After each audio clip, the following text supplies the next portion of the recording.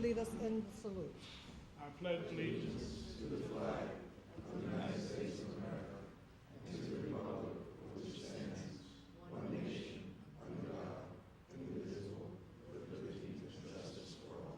Please remain standing for a moment of silence.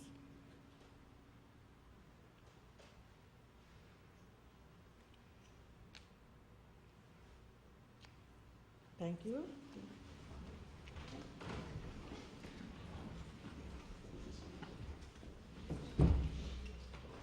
It's yours, Pat.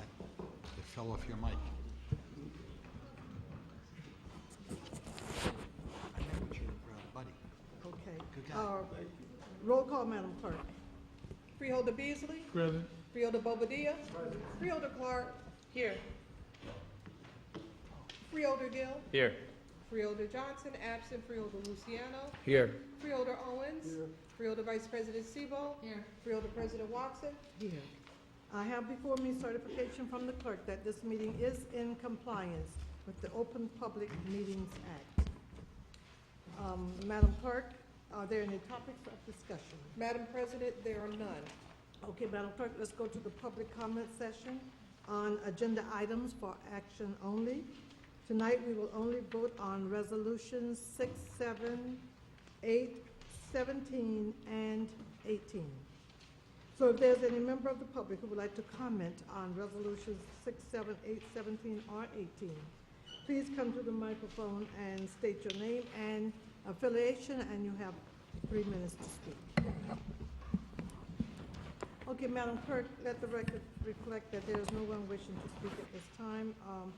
We'll go to the second portion of our public hearing. If there's any member of the public who would like to comment on any issue, please come to the microphone, state your name, affiliation for the record, and you will have 3 minutes to speak. And Madam Clerk, while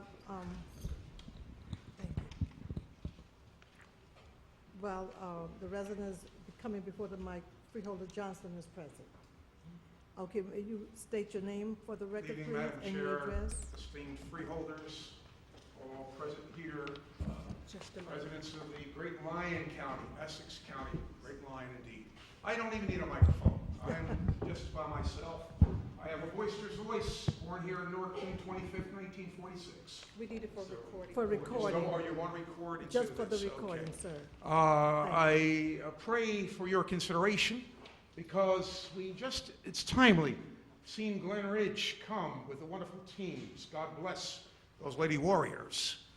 But I don't like what I see at Essex County's wonderful park, named for Althea Gibson Branch Brook. I grew up there. Started playing in 1955. We're not educating our students on the courts. How would it be the Williams sisters today if there was no Compton courts open and available? I know Grover Cleveland because my family moved up there, the educators they did, out of Newark in 1967, May of 67. And when we went up there, the courts were free. Here they're not.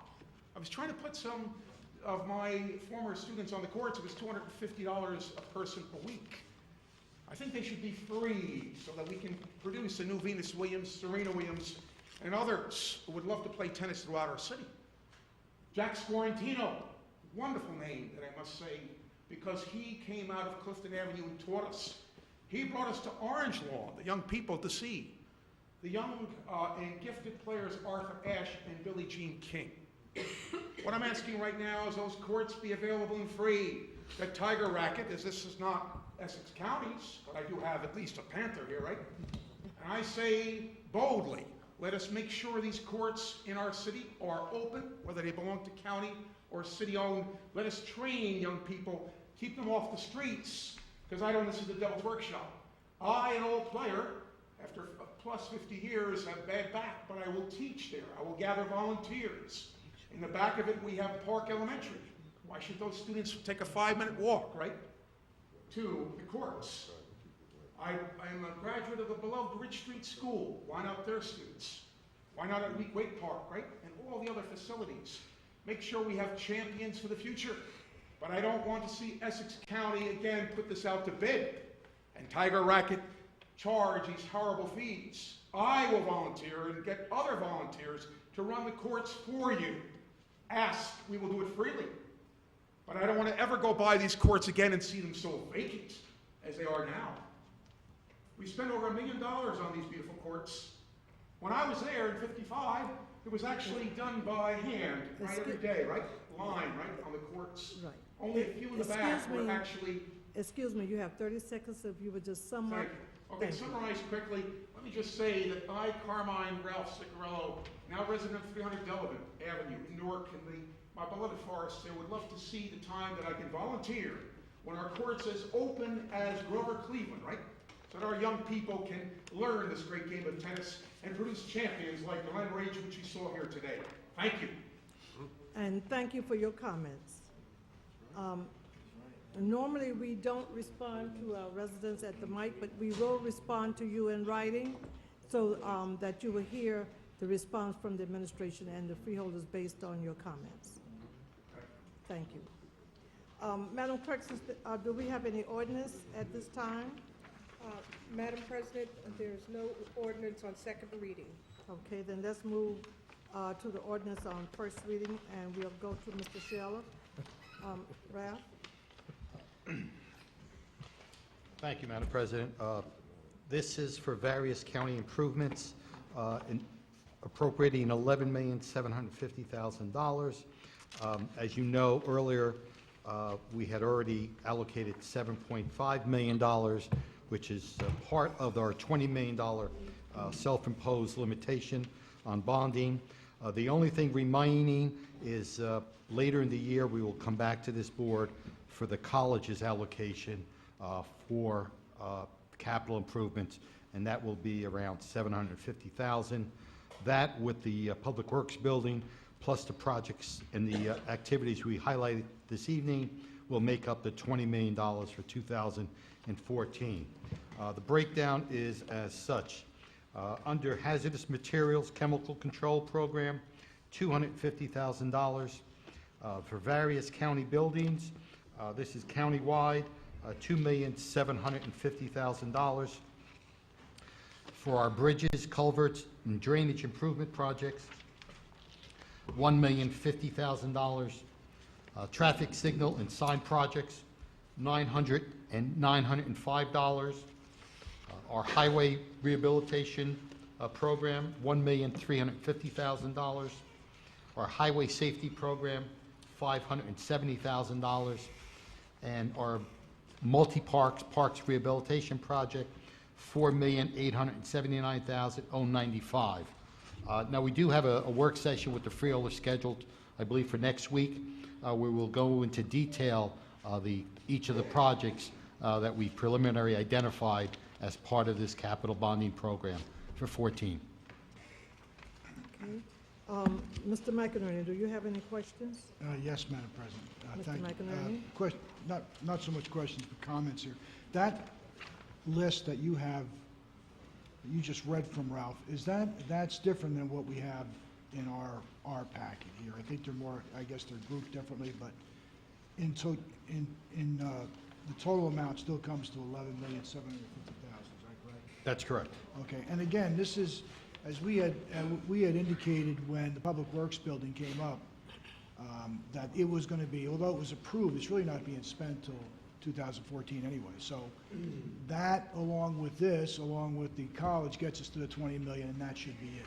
That's correct. We are resigned to that, and that has been the annual policy of this administration, of this board. That said, these amounts obviously will go out first as bond anticipation notes and eventually work their way into long-term bonds. I think this is the second year we've done this where we've done it in total. I don't think we've done, I only think it was last year where we, and I could stand corrected on it, but I remember there were points in time where the board would vote on each project on its own. Yes. And at some point in time, we came back and we voted almost, and we voted the whole capital budget for the year. So that's what we're doing now. Still, the contracts, although we're voting these appropriations for capital improvements, every contract that's involved with any one of these capital improvements has to come back to this Board of Freeholders for approval. Thank you, Madam President. Okay, and thank you, Frank. Freeholders, do you have any questions or comments? no questions, no comments. Freeholder Clark? I just want to be clear, we're going to have a recap on all of this at our breakout sessions, correct? That is correct, Madam President. Okay. And this is part of the temporary budget. This was part of the temporary budget that we voted on? This, as you'll see in our next resolution, is a companion resolution which will create a temporary capital budget line. I don't know if that answers your question. Yeah, there's, is that Mike? Madam President? Because I mean, Yes, if we're going to be Mr. voting on stuff, Mr. and McInerney, I if- think, yeah, Mr. McInerney, and then maybe we could clear up your question. Can I clarify? Thank you. The temporary budget is, for capital, is very much the same as the temporary budget for our operating, budget. It is, you are allowing us to implement a level of authorization which will allow us to adopt this bond ordinance. so a quarter of what, that's what I'm trying, because No, I'm looking capital at. bond, the capital budget is based on what you assume you're going to undertake for the course of the year. Right. Which would be this whole amount. Okay, which is this whole, okay, that's my point, because with the capital budget, we say that we cap ourselves at this amount. This is what it's gonna be, and we're not gonna go over that amount. But I know that our temporary budget is supposed to reflect 1/4, roughly 1/4, just a little bit more, 26 point whatever % of our total budget allocation, of which capital and bond indebtedness is in that temporary. So my question is this entire amount coming out of the temporary, or is it coming out as 1/4, and then we'll, when we vote on the complete budget after budget hearings, then we'll vote on the rest of the money? Because when we start talking about this, we're talking about authorizing spending right away. So are we talking about, if this is the entire amount, then we're talking about authorizing the entire amount right now, and it's in the temporary budget. Is that correct? That's what we Right, want but to this, do? if you look at this is first reading, and we will be, have scheduled a meeting with the freeholders to discuss, and you will have an opportunity to go into that prior to voting on this ordinance. So we have time, we're not voting on the ordinance tonight. This is Got it. just the first reading on the ordinance. Okay, And we have and someone then I at the can mic ask that- questions about it later. Yes. If I could have Mr. Acker address. Mr. Acker, would you please put your name on the mic, on the record, please? Certainly, Madam President. Mark Acker, I'm the Director of Department of Administration and Finance. To address the freeholders' questions, the temporary budget, which you adopted last week, you're correct, it's 26.25%, but that's primarily for operating purposes. This is somewhat different in that we're introducing a bond ordinance, and before we can have a bond ordinance adopted, we have to have our capital budget in place. So we're required to prepare a temporary capital budget resolution, which is what is before you in the amount of $11,750,000. And as the county administrator explained, as part of the self-imposed $20 million, there were 7.5 last year. On top of the 11,750, there's 750,000 left allocated for the college this year, which would be the 20 million for this year. So the temporary capital budget is separate from the temporary budget you adopted last week. It is required to be put in place before you enact an ordinance, which is why it's on the agenda for you to adopt the temporary capital budget at the same time you do the bond ordinance. Okay, I'm telepathically communicating with Mr. McInerney. No, I hear you, Mr. Acker. My only concern, and I'm not gonna belabor it, my only concern is from a fiduciary standpoint, I always believed, and I was always under the impression that when you do temporary budgets, you're not supposed to authorize more than 26 point whatever percent of your expenditures. And I don't care what those expenditures are. Because if what you're saying is that we authorize 26 point whatever percent, and now we're going to authorize this additional amount, that's more than 26%. But you know what? We won't go in split hairs because we don't have to vote on it tonight. They're separate. I'll get all of my answers They're later. separate resolutions. The temporary budget is totally Okay. different than the temporary capital budget. Gotcha. Okay. Thank you. Thank you, Madam President. Thank you, Freeholder Clark. Freeholders, do we have any additional questions or comments? None? Mr. Polyvecchio? I was just I'm thinking, looking at you.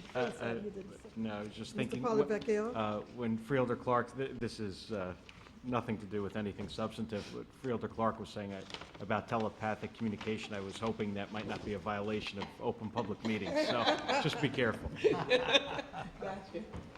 Okay, very good, thank you. Madam Clerk, please list it for introduction, and let's move to resolution number 1. Mr. Shiala.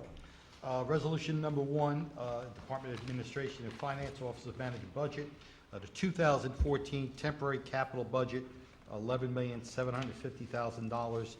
This is the item that Mr. Acker was just referencing that has to be in place regarding the capital budget. Okay, Mr. McInerney, again, I think we explained this. have you explained it? Freeholders, we good? Question, comments, freeholders? Okay, we can list that, Madam Clerk, and let's move to resolution 2. Mr. Shiala. Resolution 2 is our Department of Administration resolution to award 2014 bond counsel services at a cost not to exceed $80,000 per transaction. We did go through an RFQ process for services. There were 10 respondents to the RFQ to serve as 2014 bond counsel. The firms were evaluated, and factors such as expertise, reputation, New Jersey presence, public finance transaction, as well as New Jersey municipal finance experience. The 10 bond counsels that have submitted will also be added or be included in the list are Gibbons, McManaman, Scotland, Wolf, Sampson, Dakota, Fitzpatrick, Willens, Goldman, Hawkins, McCarter and English, Simo and Perlman, Jack Kraft, and Parker McKay. And this is on each occurrence on an as-needed basis. So if there is an opportunity, then we will bring this matter or a contract before the board. But this is just identifying 10 potential bond counsels that the administration can tap into anytime during the course of the year for a transaction. Mr. Polyvecchio. Comments, questions? No, this is, as Mr. Chialella explained, it's something where we put these people that have been established through the pool together in front of the board, so when it's time to execute these contracts, we have our pool of qualified professionals. Okay. Freeholders, questions, comments? No questions, no comments? Let's go to resolution 3. Again, it's the Department of Administration and Finance resolution to award and execute contracts for 2014 financial advisor services. This, too, is capped at a cost not to exceed $80,000 per transaction. The administration went out for an RFQ process. We did receive 5 responses for this RFQ. 4 were deemed eligible. The 5th one was not deemed eligible. They had no New Jersey experience, and they were not included on the list. The list includes Northwest Financial Group, Phoenix Advisors, Arcadia Financial Group, and Public Resource Advisory Group. Thank you. Mr. McInerney, do you have any questions, comments on Resolution 3? None?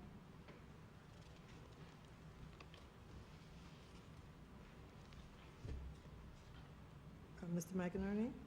No, this is, these are both Resolution number 2 and Resolution number 3 are typical of how we've been handling both these levels of services over the last 5 or 6 years. Not Thank you. longer. Freeholders, questions? Freeholder Vice President Seabold. Thank you, Madam President.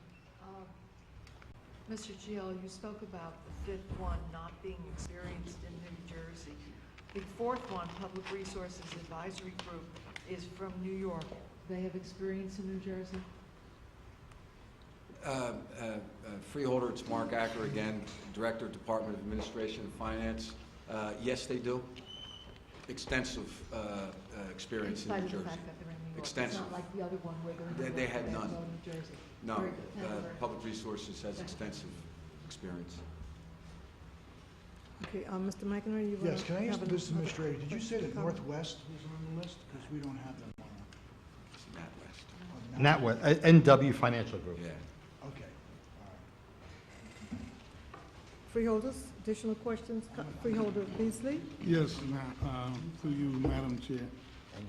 With the bond counsel services related to both items, are there any minority participation? Can you identify it in terms of the financial advisory services? The question is, are there any minority participation? With financial advisory, Yeah, whatever relates to. female, Acacia is a female owned. Beyond that, I don't believe so. The only thing I would add to that, on the bond council, we do have one firm that's a minority-owned firm. Can you identify that one? McManaman, Scotland, and Bowman. Okay, all right. Thank you, Madam. You're welcome. Yes. Okay, additional questions, comments, freeholders? No additional questions. Madam Clerk, we'll list resolutions 2 and 3. And Madam Clerk, the administration has withdrawn resolution 4. So let's move to resolution 5. Mr. Shiella. Department of Health and Rehabilitation, or Division of a Hospital Center, contract with Camillo P. Rispoli to provide dental services for patients at our hospital center, amount not to exceed $35,000. This was a fair and open publicly advertised RFQ, and we do have Mr. DelGuardio, the acting director of the hospital center, if the board has any questions on this contract.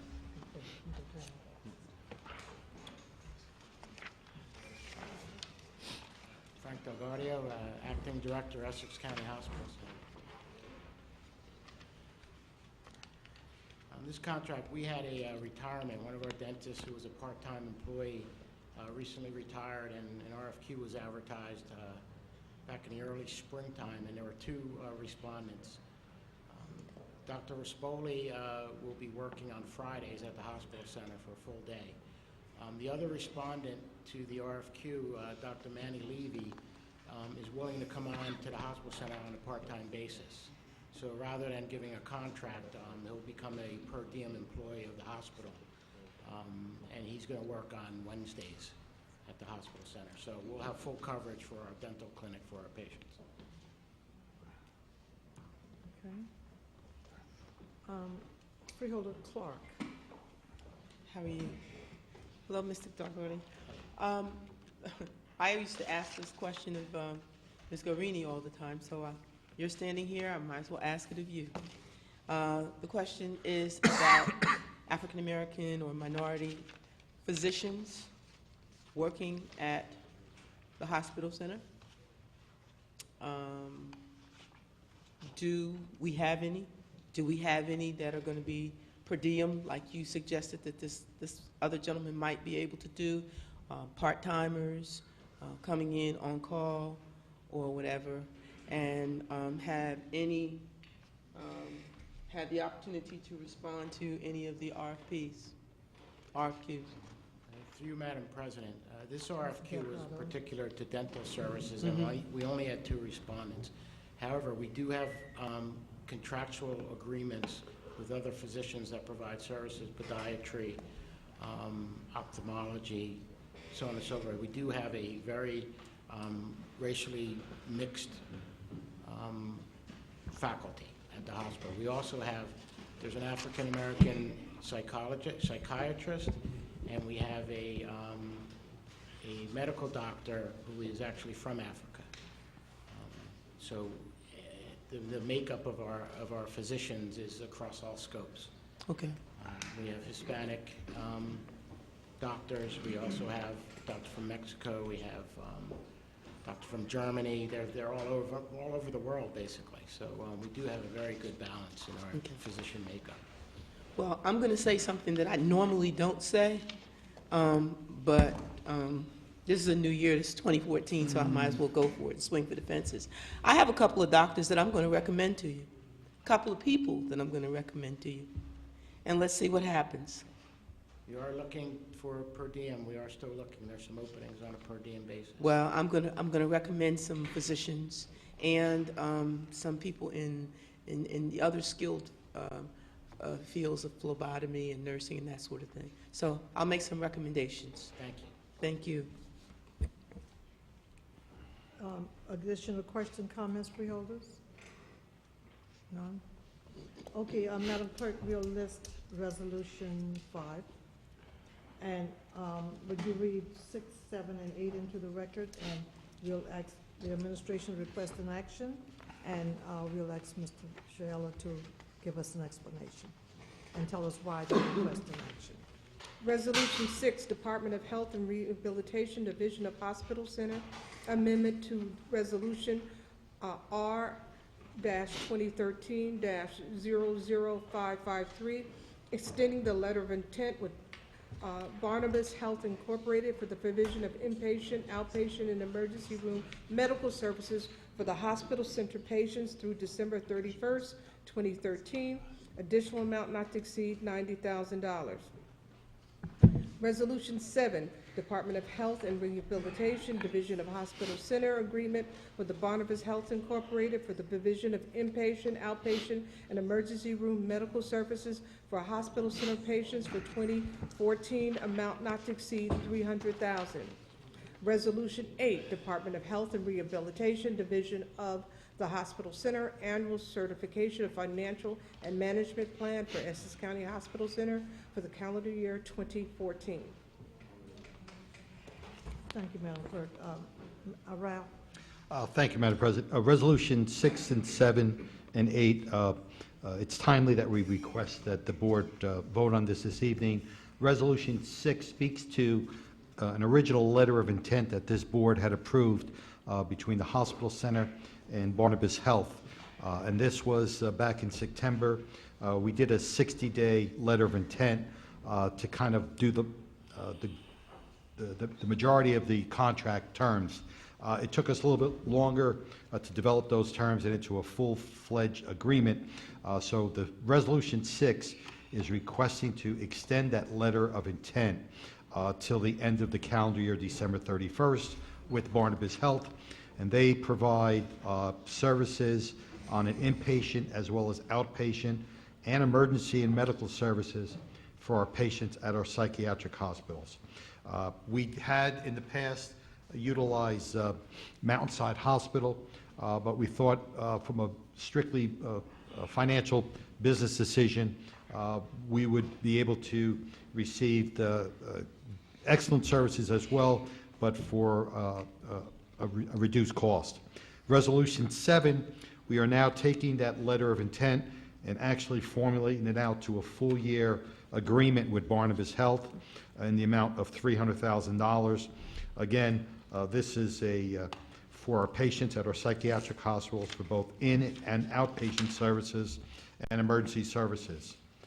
Resolution number 8, as part of our annual responsibility with the state, this board must approve an annual certification of financial management plan to operate Essex County Hospital.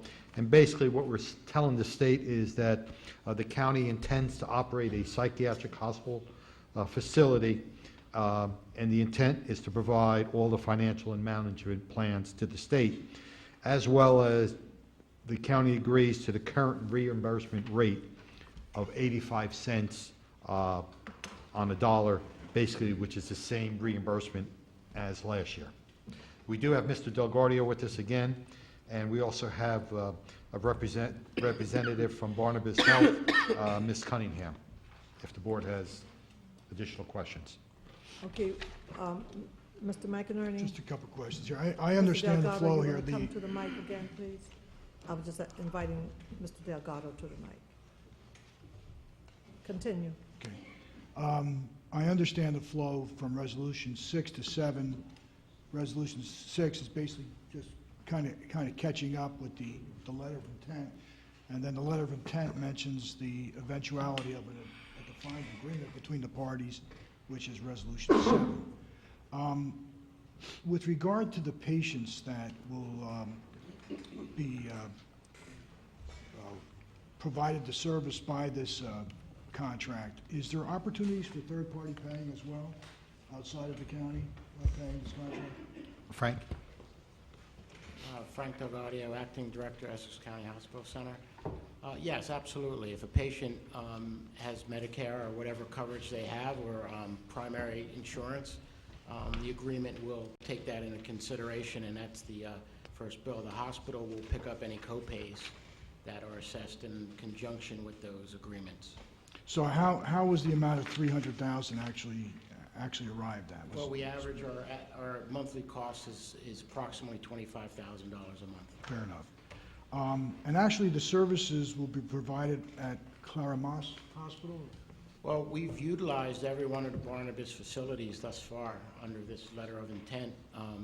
Primarily, if a patient needs to go to an emergency room and is stabilized, we will bring them to Clara Moss. That's our directive.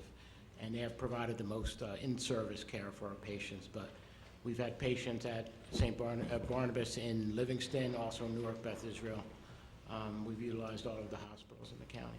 Okay. And again, as was said earlier by the business administrator, these costs will be, well, he mentioned the rate of reimbursement, but these costs will be subject to that rate of reimbursement from the state, correct? The rate of for the third, number 8? Yeah. Correct. We need a resolution by the governing body to just authorize us to proceed to operate the hospital center. That's an annual requirement. That's what that resolution covers. Right, but I'm saying the cost of providing the services of $300,000, that amount to $300,000, that cost we will be able to get reimbursed 85 cents on a dollar. Correct, and that's in our letter. We draft a letter to the state explaining our contracts. They ask us to provide all of our contracts, and any other, say, capital improvements or what have you, has to be included in that letter. That goes to the state with some other information that they require, so they're put on notice of that, and it's never been a problem in the past. So the cost to the county of this is really around $45,000. That's correct. Thank you. Thank you. Freeholder Vice President Seabold? Thank you. I have a question on item number 8. Mr. Chiella, you indicated that it's 85 cents on the dollar from the state for county people. Don't we have people from out of the county? And how much does the state pay for those who are not from Essex County? Through you, Madam President, for county residents, you're absolutely correct. It's 85 cents on a dollar. For out-of-county patients, which is termed state patients, Passaic, Middlesex, or other counties, we do have them. We get 100% reimbursement for those patients. And Frank, if you could kind of give us a census today, what we currently have. Well, today we have 174 patients. I say we have about 22 to 24 out-of-county patients. We do have one patient from Ocean County. So what happens is the state actually reimburses you to the 85%, and then the county reimburses us the additional 15%, is how the formula works. So the county directly, they send us payment vouchers, the way we operate the same way. They're notified that we have one of their patients, and then they pay us that way. Their fund Correct, gives the difference. correct, The state and the county directly. correct, So therefore, we get 100%. correct. The 85 comes from the state, the remaining 15, just as we have patients in state hospitals. We have patients in Greystone and Trenton Psychiatric, and we pay the 15% requirement there for the out-of-county, for in-county residents in state hospitals. Thank you. Additional questions, freeholders, comments? And we are asking for question, comments on 6. Freeholder Clark? Just one question on 6 and 7.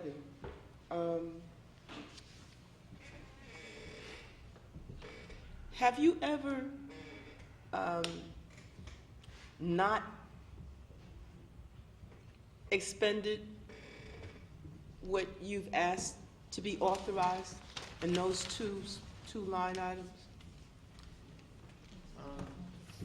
You know, my experience at the hospital center is limited back to July, so I really can't answer that question, but based on what I saw in past balance sheets, we usually come pretty close, but it's never the full amount. The reason I asked that question is because based on a question that Mr. McInerney asked,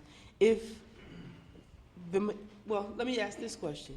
How many of the patients that we have currently, I don't know what the current census is as of today, but how many of the people who are inpatient right now in the hospital, how many of them have medical coverage? Some of the patients have Medicare, they qualify for Medicare coverage. I would say percentage-wise, 15%, maybe between 10 and 15%. Private insurance, Medicare. I mean, a lot of the patients that have been declared, at a younger age, they receive Medicare benefits prior to being 65. So, but it varies. It's based on what type of Medicare they have. They have Medicare A, Medicare B. So some don't have full Medicare coverage, but it's given as almost like a disability coverage. But that's an alarming number. You said only about 15% have coverage, which would mean that if we had 100 people in there, that would mean that 85 of them wouldn't have coverage, and only about 15 would. So who's paying for we're picking up the cost, taxpayers are picking up the cost for the other people, and what are we going to be doing? Are we going to be doing anything in the wake of the Affordable Care Act and and because that specifically enables us to transition people who heretofore were not receiving Medicaid benefits to get them now. You know what? I didn't realize that many people who were in that facility had no health insurance. Right, I mean, a lot of the, some of the patients we have could be there 30, 35 years. So, I mean, they're committed for a lifetime, but the state reimbursement of 85% of what picks up, we are on the hook for the 15%. So that's the taxpayer burden is the 15%. That's out of our operating budget. And that percentage is dropping exponentially every year, Well, right? actually, the daily rate, the state also sets a daily rate of reimbursement, actually went up by over $100 between last year and this year, so. Okay. the Because I know we numbers used to have be gone at like, up. say, 87, almost 90, then it dropped, 90, then it dropped down to 87. Now you're saying it's at 85, right? Yeah, and, our social work department are constantly working on trying to help our patients get benefits that they're entitled to. Okay. Because a lot of them aren't capable on their own to go out, and a lot don't have family members that are willing to assist them. So what happens is our social work department Okay. really works hard in getting them, and that helps with their placement when they're discharged. Gotcha. Because you have to come out with a benefit of some type in order to get placed. So that's what they're doing every day. That's another question I'll ask you at another time, only because I know of a residential placement program that has asked that question of us, of me anyway. So that's something. Okay, thank you very much, Madam President. Mr. McInerney? I'm good, thank you. You good? Who's standing at the mic with you again? This is Ms. Tamara Cunningham from Barnabas Health. Ms. Cunningham? Would you like to make any remarks? I just To the want board? to say Barnabas Health. Just put your certainly name welcomes- again. Excuse me, I'm Tamara sorry. Cunningham, Vice President, System Development Planning, Barnabas Health. Just that we welcome the opportunity to work in collaboration and partnership with Essex County Hospital Center in service of healthcare needs for the greater Essex region. So, Very good. thank you for the opportunity. And thank you, too, for coming this evening and partnering with Essex County. Do we have any additional questions, comments, freeholders? And we will be asking for motions to take 6, 7, and 8 together. Do we have any questions? I'll move it. Okay, Freeholder Vice President moved to take 6, 7, and 8 together, and second by Freeholder Owens. Do we have any additional comments or questions? Roll call, Madam Clerk. Freeholder Beasley? Yes. Freeholder Bobadilla? Yes. Freeholder Clark? Yes. Freeholder Gill? Yes. Freeholder Johnson? Yes. Freeholder Luciano? Yes. Freeholder Owens? Yes. Freeholder Vice President Siebel? Yes. Freeholder President Watson? Yes. So moved. Okay, let's go to Resolution 9 and 10, Ralph. Let's take 9 and 10 first, and then I'll see. Resolution 9, Office of the Sheriff, contract award to Morris Auto Enterprises, the lowest responsible bidder to provide 2 Ford Taurus Limited all-wheel drive vehicles, $64,000. This is coming out of our capital funding, and they are replacement vehicles. Resolution 10, Department of Corrections, contract with Dr. Ronald Shansky to provide medical services consulting for 2014, amount not to exceed $30,000. Many members of this board know that Dr. Shansky has been with the county for a good number of years.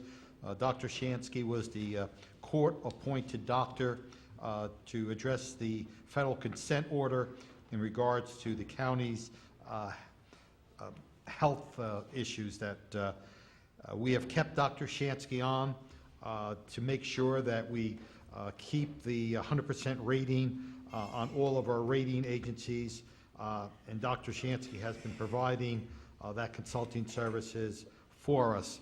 And we also value this service because of the addition of our ICE and Immigration and Marshals program. Dr. Shansky's input and assistance on having the institution actually achieve national accreditation, most recently at our facility. So Dr. Shansky basically will be providing 6 visits a year, and his 20 hours a month is what his hourly allotment is, and his fee comes to $30,000, which is the same. I believe that fee has been for the past 5 years or so. Freeholders, do you have any questions on Resolution 9? Freeholder Bobadilla? Thank you. Ralph, does the county operate any hybrid vehicles for any purposes? Is there any fleet that involves any hybrid vehicles? I'm not certain of it, but I can check with our fleet management and provide that to the board for the next meeting. So when we looked at these 2 cars that were replacement cars, did we look at any hybrid vehicles? Again, I will go back to fleet management and see if we do have any and what the requirements are by the using agencies. This is the Sheriff's Department, and this is a Taurus all-wheel drive vehicle, so I will then get back to the board on whether or not hybrids are part of our... Okay. Well, if I can encourage the administration to look into that, that'd be great, because, you know, there are a lot of cities throughout the United States, and we have New York City alone that has over 500 hybrid law enforcement vehicles, including SUVs down to Nissan Altimas that they use, and they're averaging about, 35 miles per gallon city. And the cost of operations, obviously, it saves the city a lot of money. That is true. I remember when this Same request was made some years back when we did pitch it to Public Works, Fleet Management. And again, I've got to get updated information. One of the reasons why they kind of shied away from hybrids at the time, maybe they've gotten better, maybe the battery lives are better and more reasonable in terms of replacement costs. But early on in hybrids evolution, the replacement for the batteries were excessive.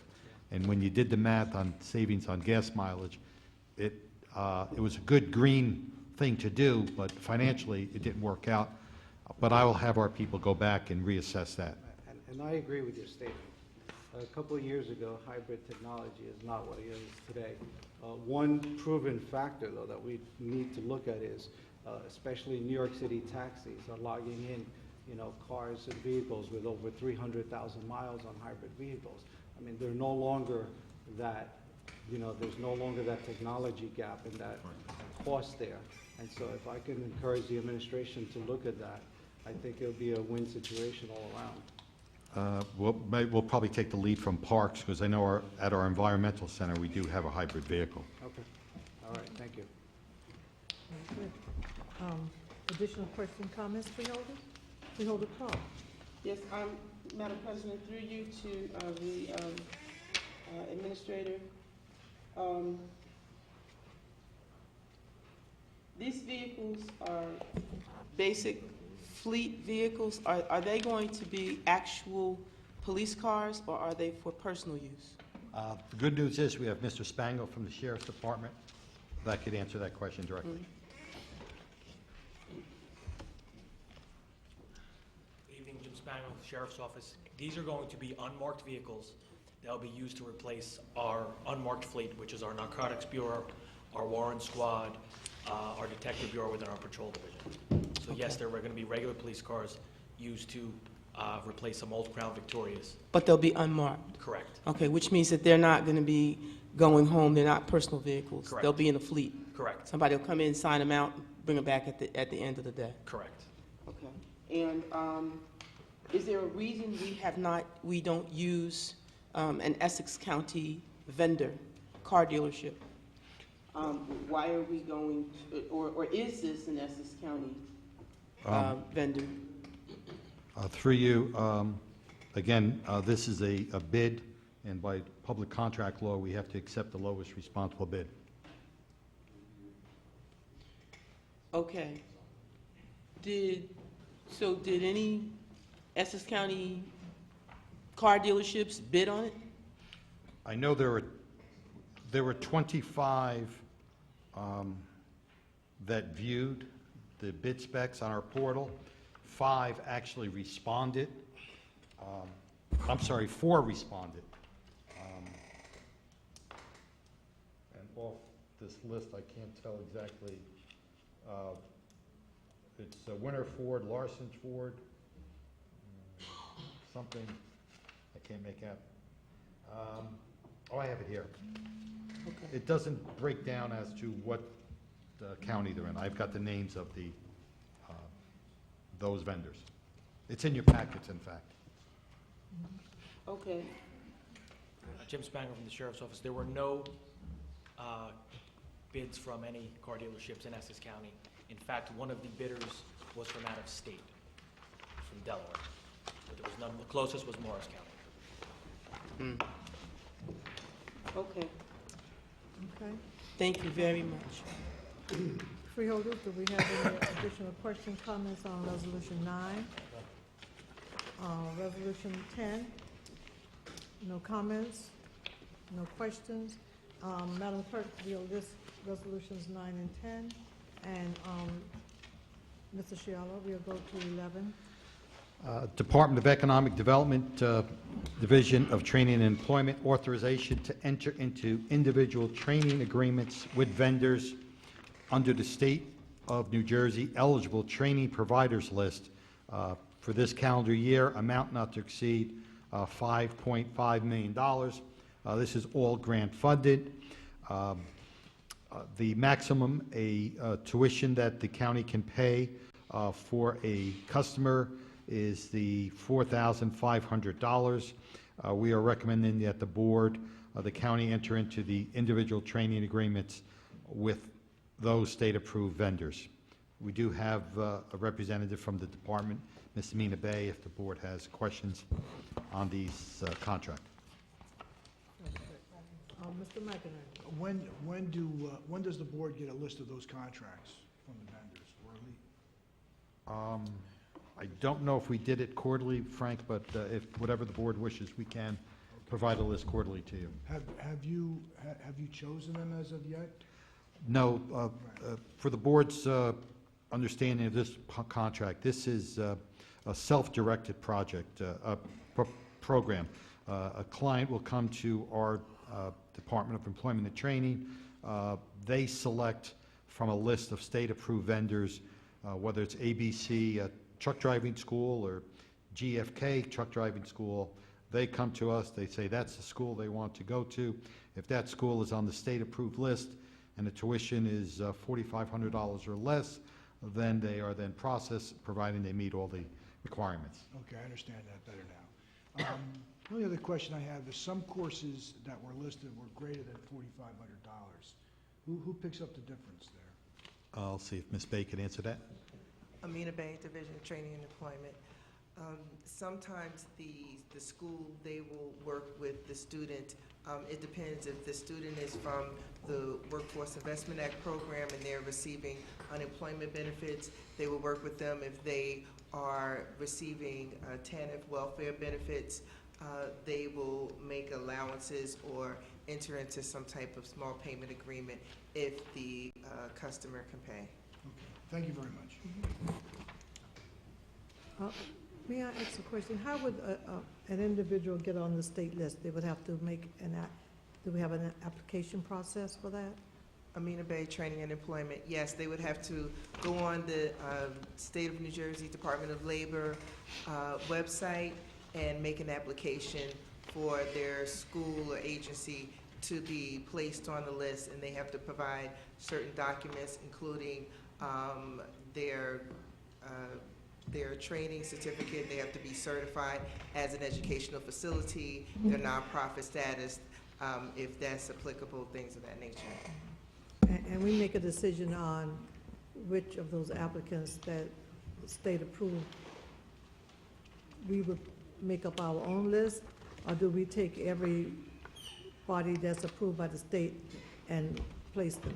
No, ma'am, we don't do that. It's the customer's choice. So they peruse the list on the state website, and they do the research, and they have to come to the counselor with at least 3 choices of schools where they would want to go to, and depending on whether or not it's financially feasible, if it's within the $4,500 limit, then we would make the arrangements and write the contract for the individual training account. Okay, so so the website, the state provides that information to the Yes, and we clients. provide at the Career Resource Center at the Essex County One Stop, customers are available to utilize the computers to do that research, whether they're youth or adult participants. Okay. Mr. McInerney? Just one other point. It looked as if also that the $4,500 is not paid up front. It looked as if there's a progressive payment schedule involved. Yes, we have to, we receive the counselors, Amina Bay Training and Employment, we receive attendance and progress reports depending on the service. If the individual training account is for an educational program, such as maybe a GED program or a basic skills or some type of educational program, we will need to receive test scores to see that the student is progressing, attendance to make sure that they are participating.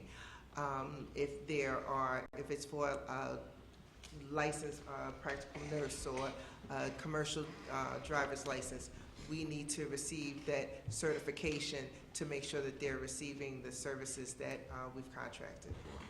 Is there any follow-up to determining whether or not once a customer, as you referred to them, completes a course, whether or not they're able to get a job? Is there any sort of survey? I think that's been a problem in the past. Yes, although that it is customer choice for the individual training account and what agency that the customer goes to, we counsel the customers to make sure that they choose an agency, no matter what it is, that offers job placement and retention services. And then the counselors are responsible for doing follow-up with the customer in a 60 and 90 and 120-day period. Thank you very much. Okay, freeholders, additional questions, comments? And we want to thank you, Ms. Bay, for coming and presenting the board with additional information. Freeholder Clark?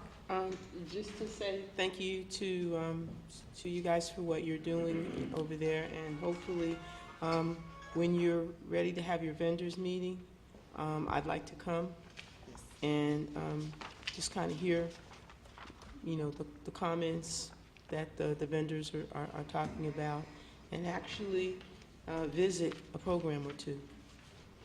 Absolutely. Okay, thank you again. Freeholders, with no further questions, Madam Clerk, we'll list Resolution 11. And Ralph, let's take 12 through 15.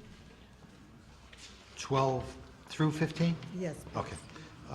Department of Parks, resolution in accordance with ordinance 0-04-0015, waiving the reference to the 1998 budget levels for the annual 2014 release and acceptance of the allocation of funds from the Essex County Open Space Trust Funds. Typically, the administration has come back to this board with this resolution.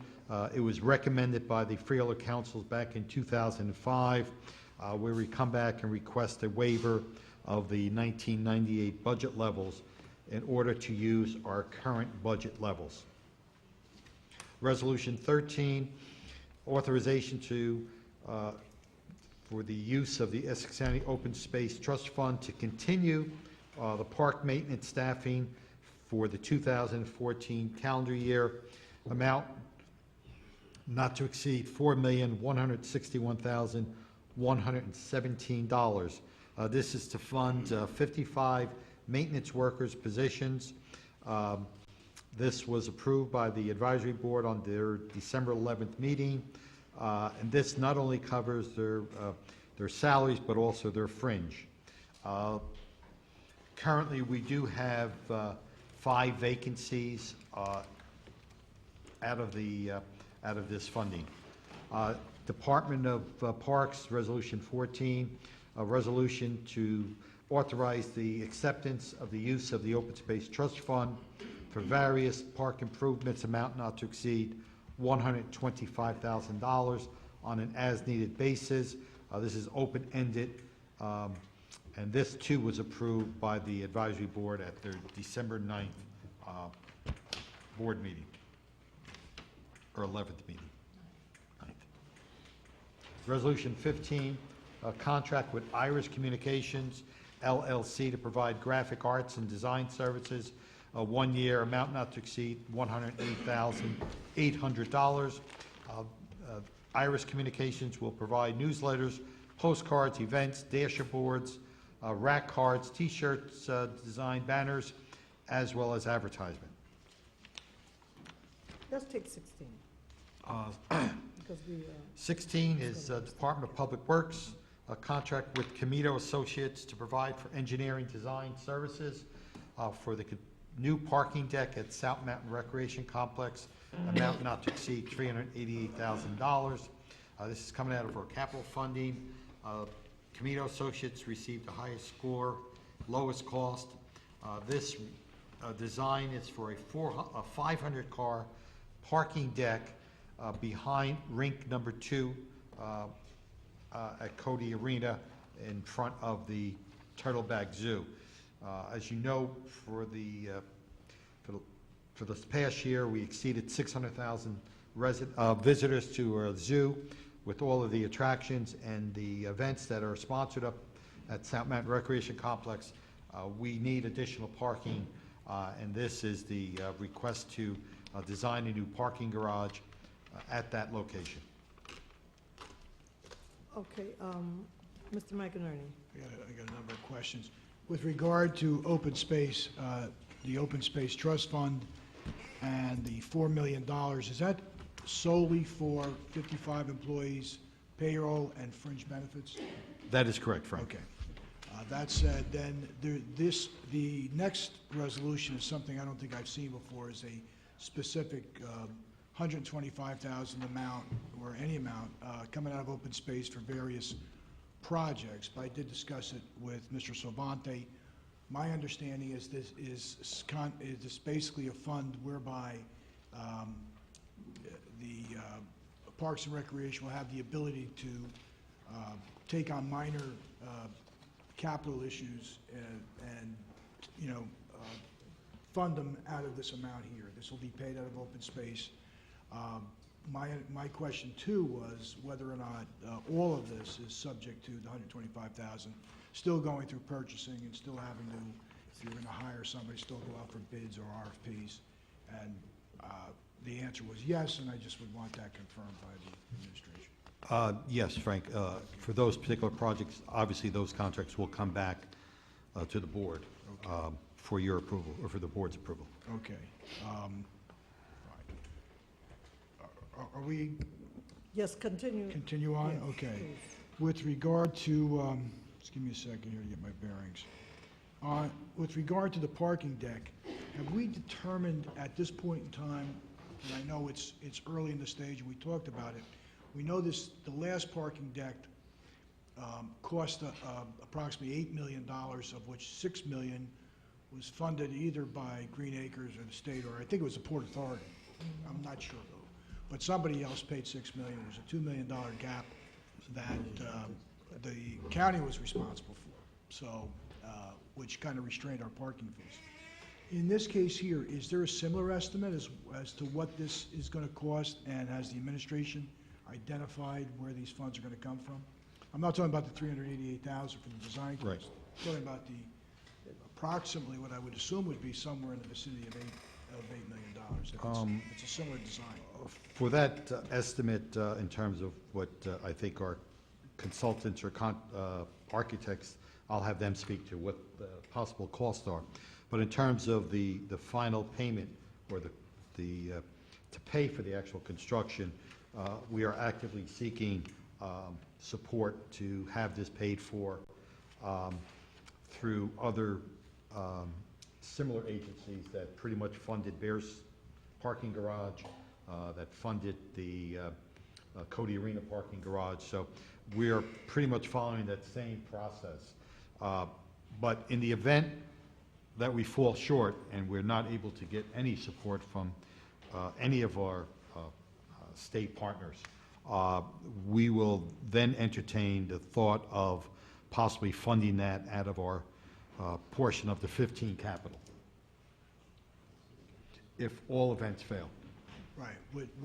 What would be, is there any projected date as to when this might commence, this period of construction?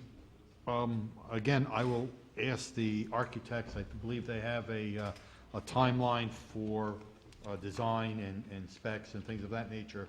So I'll ask them to speak to that, as well as a guesstimate on a rule of thumb of the cost of. Do we have someone from Comito here? Mr. Camino? Thank you. State your name for the record, please. Gregory Comito, architect. Okay. Mr. McInerney, you want to?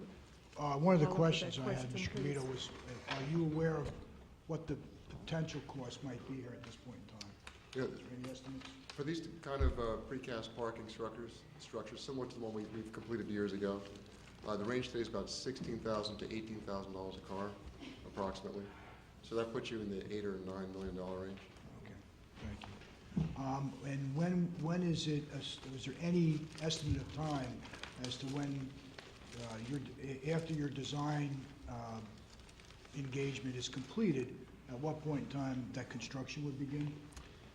The tentative schedule is to leave the busy season open, so September start and a May completion. So that's kind of the way we're structuring it.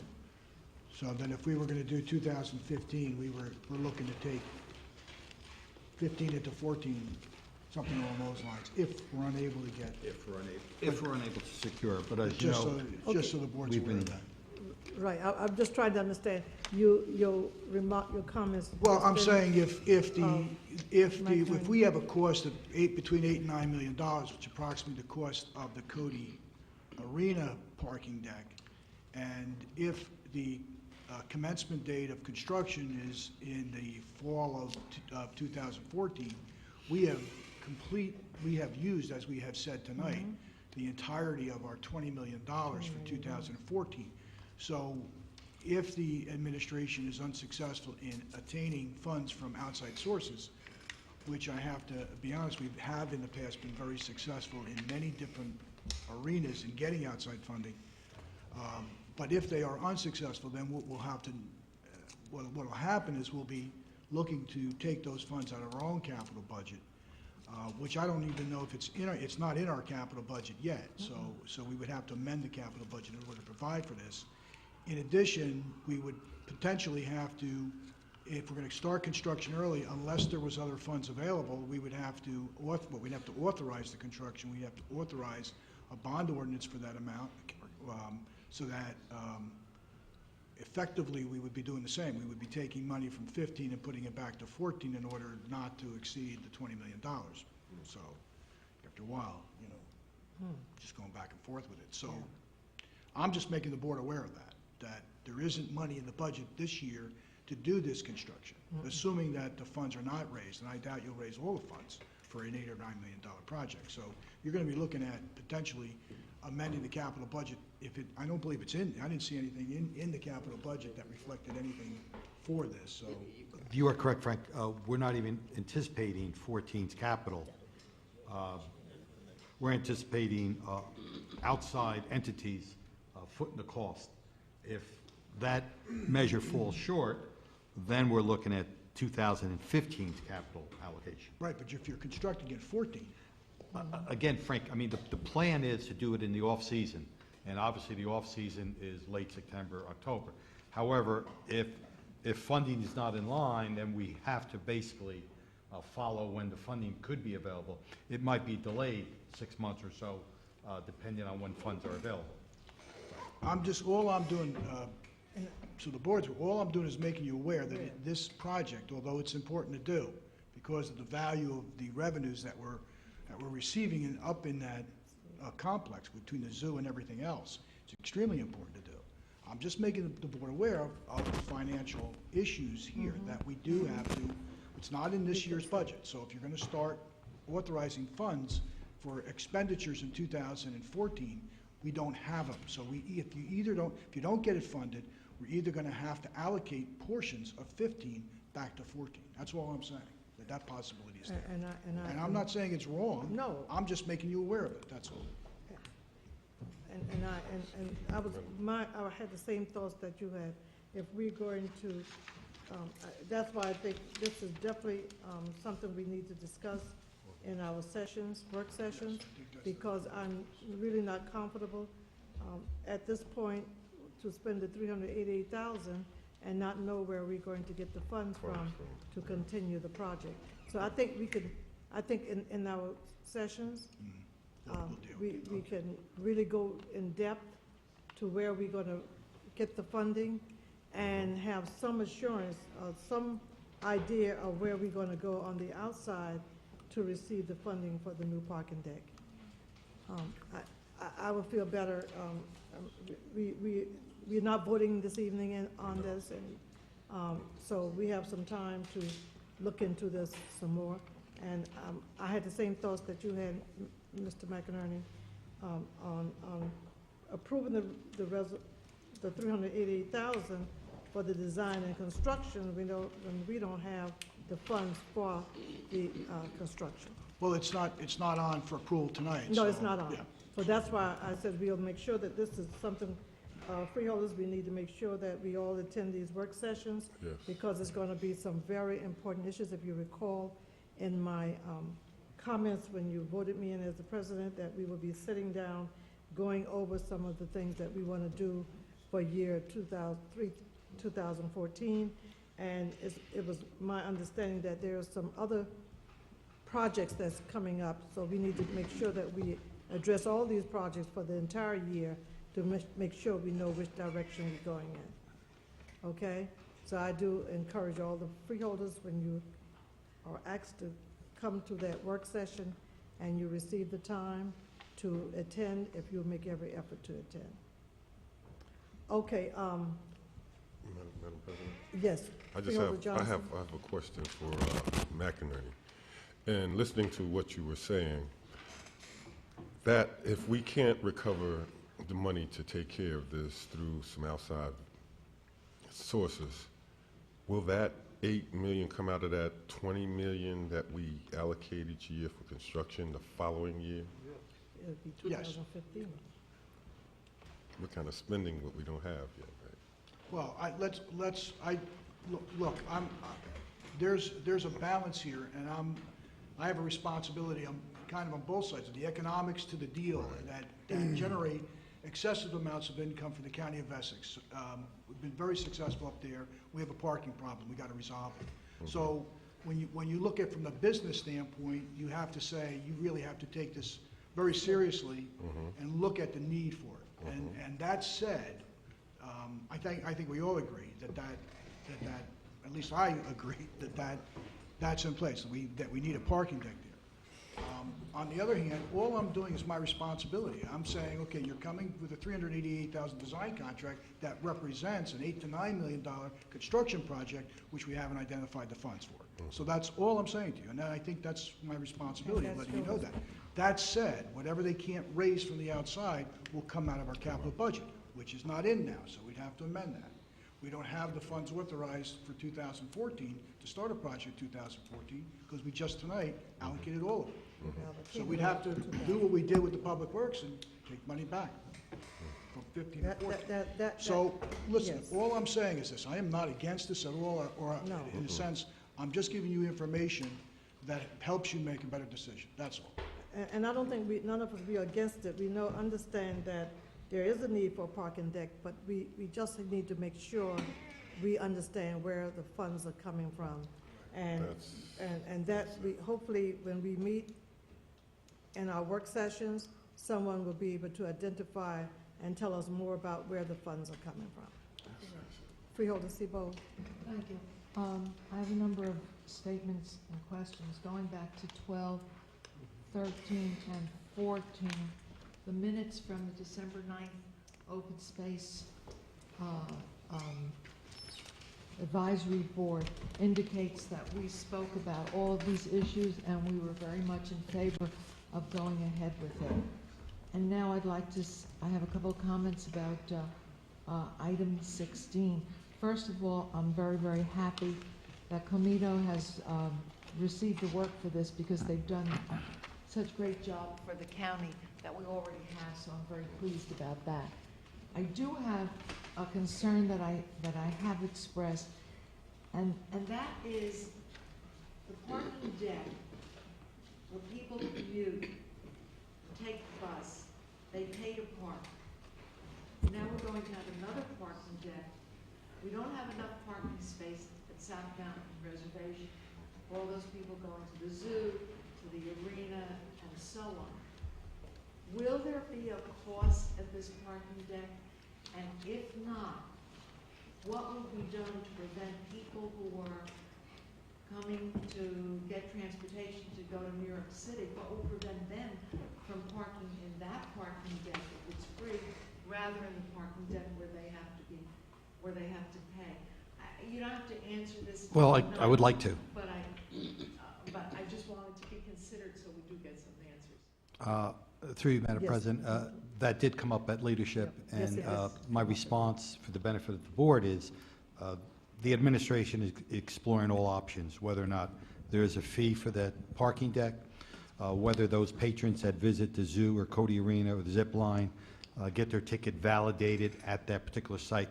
All of those options we're exploring, so we don't have a concrete answer to say everyone will be charged, no one will be charged. Those things are all part of the discussion, all part of the design of the point of service the design of the parking deck. All of those things are part of the discussion right now. We don't have a firm answer on will people be charged, how much, or they will not be charged, and if they are charged, can they get validated at our recreation facilities? So we will vet that and come back when we're prepared to. Mr. McInerney? It was also my, Oh, I'm sorry. Could I I just thought finish? you had completed your question. Thank you. I'll come back to you, Mr. McInerney.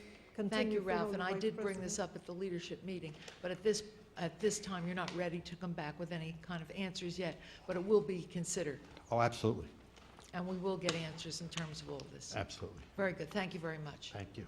Yes. Mr. McInerney? It's my understanding too, when we did the last, the Cody Arena one, the monies that we got, I think it was from the state of New Jersey for $6 million, prohibited us from charging the full fair market rate Correct. because it would be a double subsidy, a double whack. The taxpayer would Paying be twice. paying for it, therefore they should get a reduced amount. So that might answer part of the question. That's correct. If New Jersey Transit funds the project, then we're limited in terms of what we can charge or if we can charge. So it depends on who our partners is that will pay for the construction. And who parks there? It all needs to be vetted out, absolutely. Right. And the last thing too, with regard to the Comida contract, you know, I looked at the paperwork. It was $200,000 less than the next bidder, so it was a very good fee to get for the county of Essex. I just thought I mean to knock it, so I wanted to Yeah, get a no, little bit. exactly. Yes. Freeholder Bobadilla? No, you know, I think we're in a certain catch situation. We've created a magnificent location and a venue for not only Essex County citizens, but people throughout the state to enjoy. And part of that expansion is the fact that we do need to address the parking issue. You know, we're shooting ourselves in the foot if we don't address it, I think, in a timely manner, because as we know it, and I looked at the numbers that you provided, I mean, the numbers at the South Mountain are just, you know, increasing Right. every single month. And so we can't not, you know, we can't take that lightly. You know, from the work that I've seen, you know, Comito produce, I think they are the right firm. And, but I'm thinking more fiscally aware and our responsibility and the administration's responsibility as to providing the same quality of service that we've provided, you know, throughout this expansion process of the zoo and all the venues there. Okay? Yes, I have no doubt that we've seen the work of Mr. Comito and Associates. Definitely that's not the question.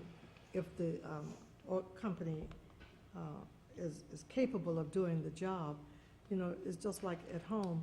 You can't go and spend money you don't have, and if so, you've got to find some means of paying individuals back. So we just want to get a clearer picture and some additional conversation and information on approximately who do you think we would be going after to get the dollars?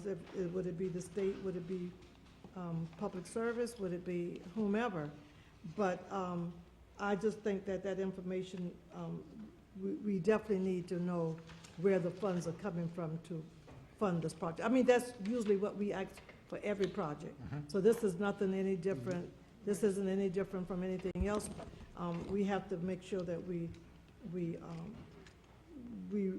make the kind of decision. That's the job of the freeholders, to make sure that we find, when we approve projects to be funded, that we know exactly where the funds are coming from. So that's all we're trying to do.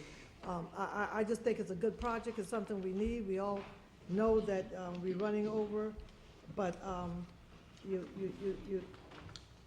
have to take it easy, find some means of getting the funds to fund this project. So I just think that we all in agreement that there's a need. There's a need. But when it comes to fiscal responsibility, that this board, that's our responsibility to make sure from a fiscal standpoint that we are capable of meeting our financial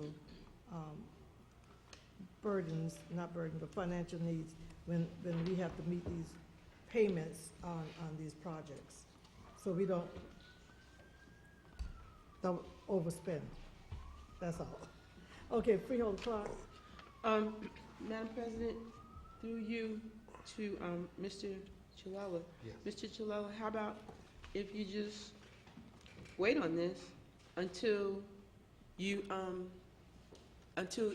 because you said you're already in the process of pulling those necessary things together.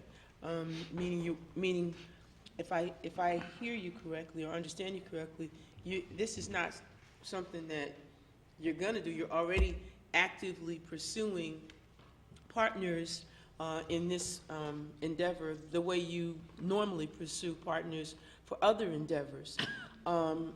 Evidently, it's going to take away some of the surface area, but it's designed to give you more because you'll be able to go up instead of just have the surface area, which will hopefully, I guess, which will address the overwhelming demand for the attractions and the like. But my suggestion is, from a fiduciary standpoint, why don't we just wait until you know what you have available and what the taxpayers would be on the hook for if you don't have, if you come up short. And in that way, then you'll be able to come back to the board with a more complete package, because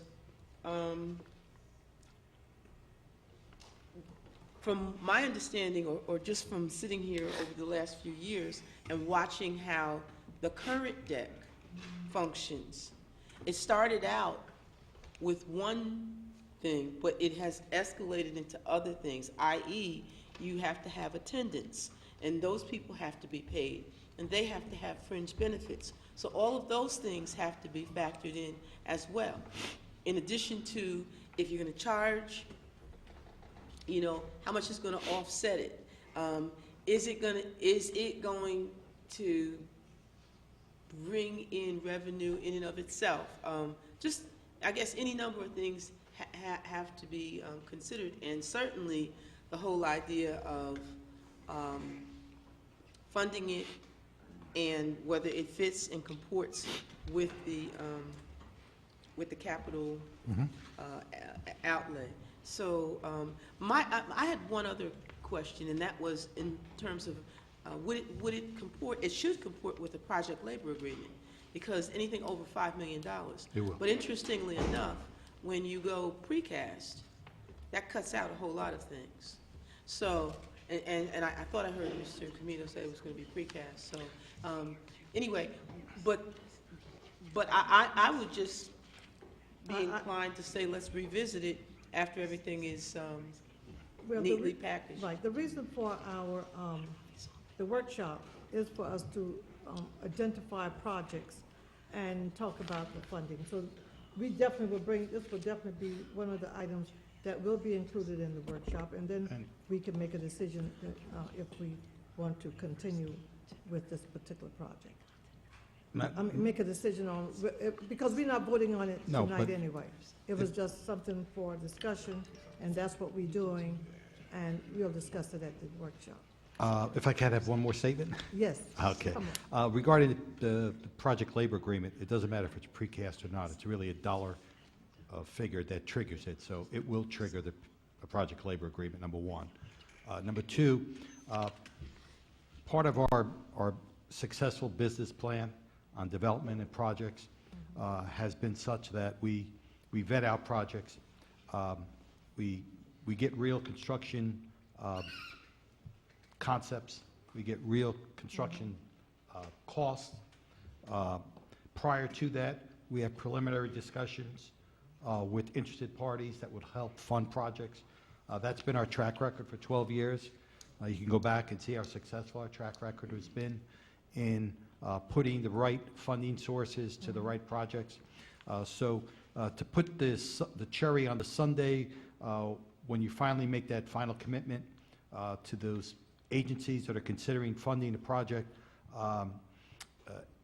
it's a difficult task to sell an idea that's on someone's head on a notebook. But if you go there with display boards and you go there with real construction estimates, you really have to vet the project through. We've been successful that style, that manner, and this is no different than any of the previous projects that we've entertained countywide, where we've got some discussions on real potential funding streams to fund them. We don't have commitments. We do get commitments later on once we complete that process, and we believe this is no different. But we'll be glad to fully explore it at our work sessions. Very good. Okay, so Madam Clerk, with no further questions, comments, freeholders, we'll list Resolution 16 and read into the record 17 and 18, and the administration is requesting action.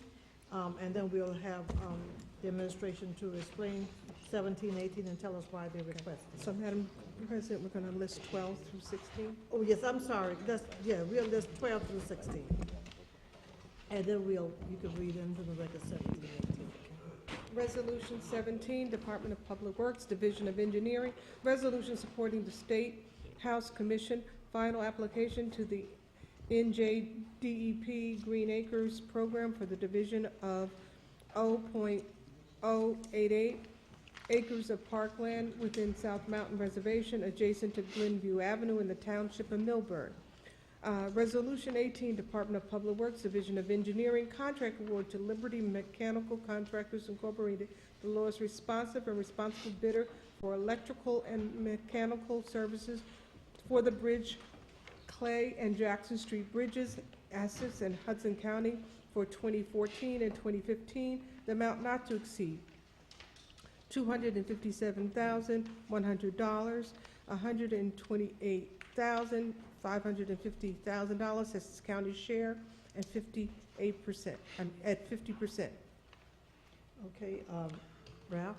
17, this is an application that is due to the state, and primarily, I guess the easiest way to explain this is this is an endorsement of a resolution that is required by the New Jersey Department of Environmental Protection Green Acres Program as part of the State House Commission responsibility to oversee projects.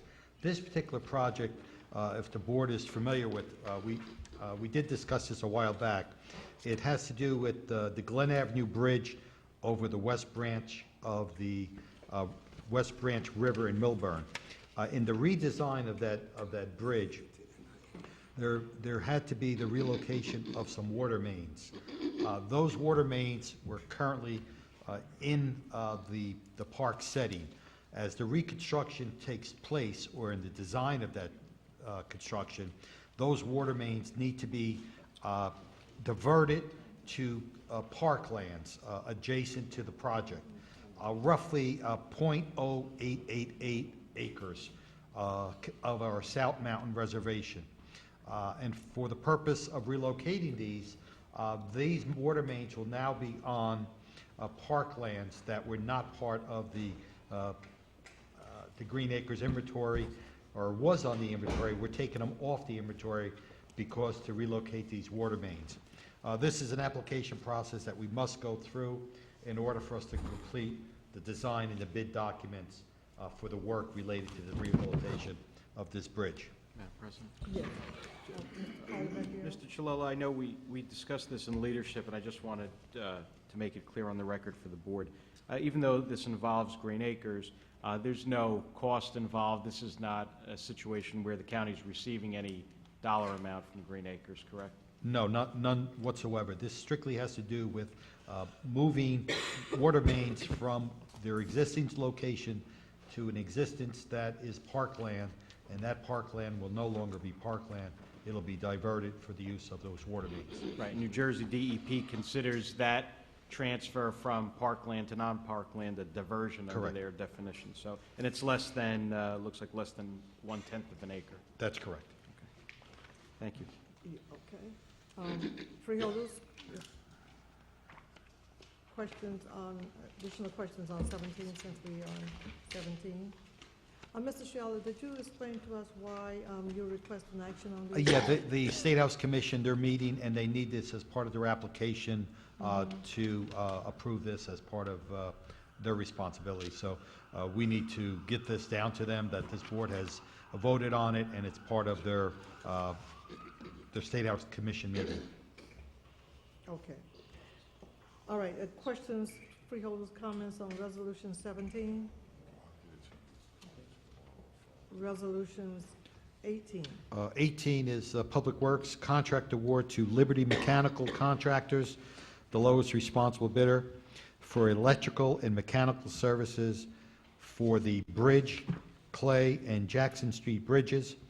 This, as you know, is an Essex-Hudson County shared agreement for 2014 and 2015. This is Essex County share or term. Every 2 years, each county takes part in advertising and bidding this service. The other party is responsible for 50% of the cost. This is on an as-needed basis.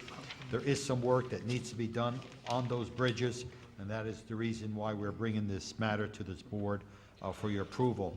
Essex County's share of this contract is roughly $128,550, and this vendor is from Newark. Okay, thank you. Mr. McInerney? No comment. No comments, additional comments? No, Mr. Polly, no, okay. thank you. Okay, freeholders, questions, comments, freeholders? No questions, no comments on 17 and 18. We will, at this time, I'll ask the freeholders to take resolution 17 and 18 together. Do I have a motion and second? Moved by freeholder Vice President Sipo. Do I have a second? I'll second it, Madam President. I hear 2 seconds. It's okay. Freeholder Bobadilla, second. Roll call, Madam Clerk. Freeholder Beasley? Yes. Freeholder Bobadilla? Yes. Freeholder Clark, absent. Freeholder Gill? Yes. Freeholder Johnson? Yes. Freeholder Luciano? Yes. Freeholder Owens? Yes. Freeholder Vice President Sebo? Yes. Freeholder President Watson? Yes. So moved. Okay, Ralph, let's take 19 and 20.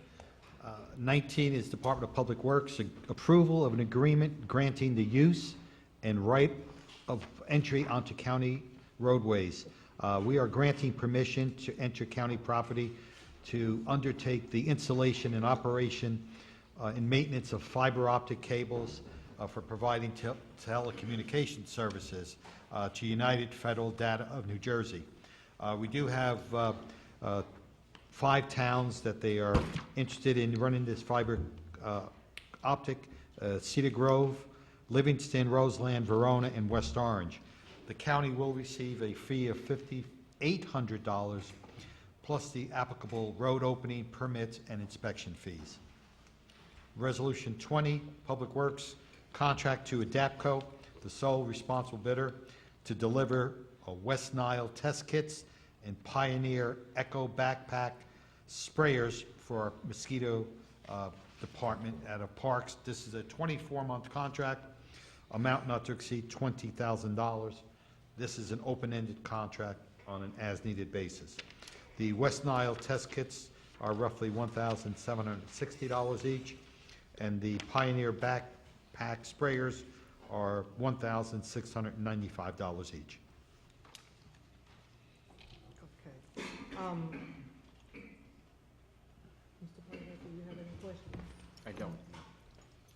Ralph, Mr. McInerney, you have any No questions on questions. 19 and 20? Okay, freeholders,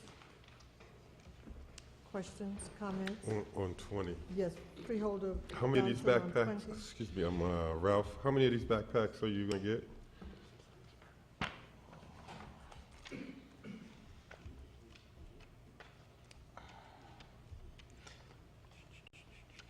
Well, the ceiling is $20,000, so I'm not sure if they've broken out as to how many they will order, but I will request that to give us an estimate for our next meeting. Because you know, Weequahic had a very terrible mosquito problem the last couple of years, you know, and we just want to make sure that we have enough to cover our parks, especially the large parks like Branch Brook and Weequahic that have large capacities. I will get that information for the board. Any additional questions, freeholders on 19 and 20? No additional questions, Madam Clerk, we'll list 19 and 20.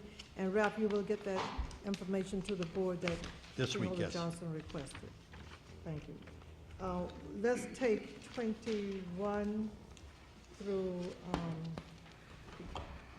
21 through 25, Ralph. Okay.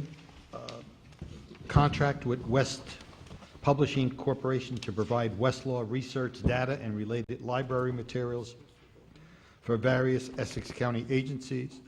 A 2-year agreement, amount not to exceed $450,000. This is an open-ended, as-needed contract primarily for County Council and Prosecutor's Office. This is a bid-exempt library material under NJSA 40A 11-5. Resolution 22, Department of Administration, contract award to Dr. Susan Fenari to provide psychological examinations for a 2-year period. This is an open-ended, as-needed contract. As you know, Dr. Fenari provides the initial exams for sheriff officer candidates, correction officers candidates, as well as juvenile detention candidates, as well as exams for fitness of duty. And they're priced at $500 per exam. Resolution 23, 24, and 25 are pretty much all go together. 23 is a resolution terminating a lease for storage space at Building 4-1, located at 25 Main Street in Belleville. That square footage of that building is 8,779 square foot. We are replacing that lease with a larger facility, which is on building number 32 at the same location of 25 Main Street. This new square footage amounts to 43,632 square foot. We are pretty much planning for future storage needs. This is pretty much for all county agencies, sheriff, prosecutors, as well as all of our departments. We do have a need for the additional space.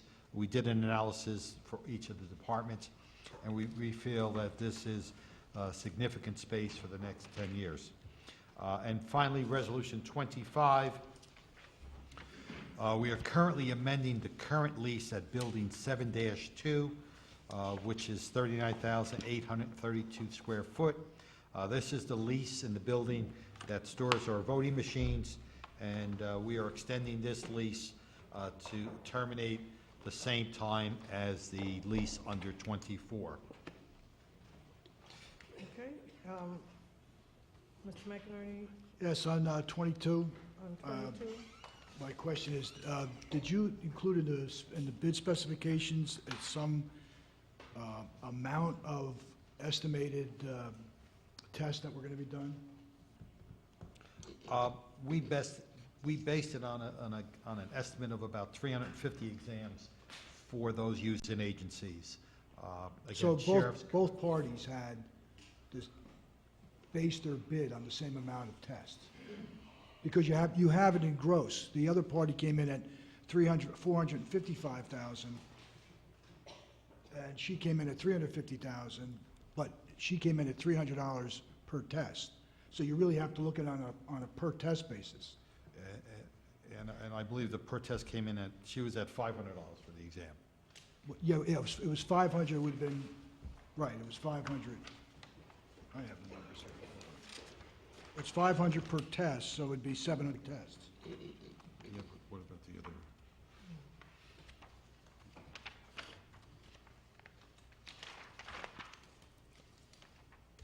Do you follow what I'm saying, Ralph? Yeah. If I could just You would have pull to out do- the bid specs where it speaks to, Yeah. then I'll provide that for the board for next meeting. Right, thanks. Okay.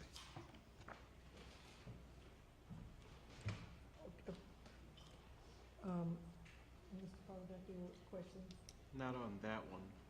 You can, As to the storage agreement, service agreement, that location, I believe that building or that area of buildings is in a low-lying area of Belleville. Are we moving from one of the lower areas that may or may not be more prone to flooding to a different area? Through you, Madam President, yes. That building that we are canceling the lease is closer to Mill Street, and during Sandy did receive some flooding. So we are moving further up toward Washington Street, I guess. If you look at Route 21, there's Mill Street, and then there's Washington Avenue. So we're moving further up the hill, not in a flood area as the previous building was located in. And we do have a map for the board to highlight that.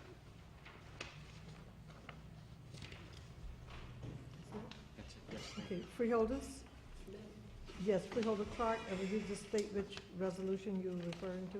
Madam President, I'm asking your permission actually to backtrack for a moment because I was out of the room at a rest stop.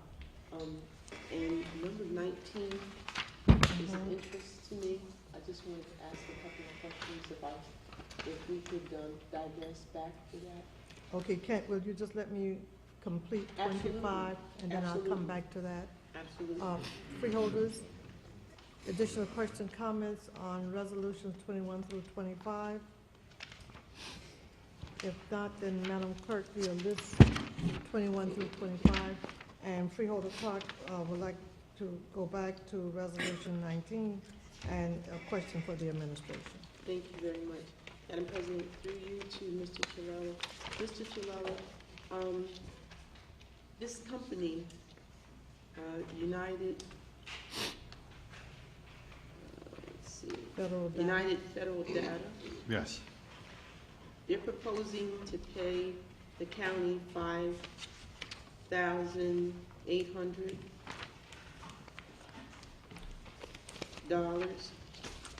no later than 30 days after the approval of the agreement by this board. That is correct, plus any applicable permit and Plus they're inspection gonna, fees. plus they'll pay for any permits in terms of Yes. road openings. They're proposing fiber optic. Are we going to receive any other residual benefit from that other than $5,800? And how did they arrive at that figure? How do we know that it's not worth significantly more than that to us for the right-of-way? Through you, Madam President, as you recall, I think it was last year, we did come to this board with a fee ordinance speaking to the laying of fiber, and our county council had done a great amount of research statewide on what is a realistic rate, and that was vetted out for quite some time. As you recall, the vendor might have even attended 2 meetings pressing for that fee ordinance to get approved. So that fee was vetted based on what is comparable in other similar situations for running fiber. Okay. So it's a one-time fee, and then there's the road opening and permits and inspections.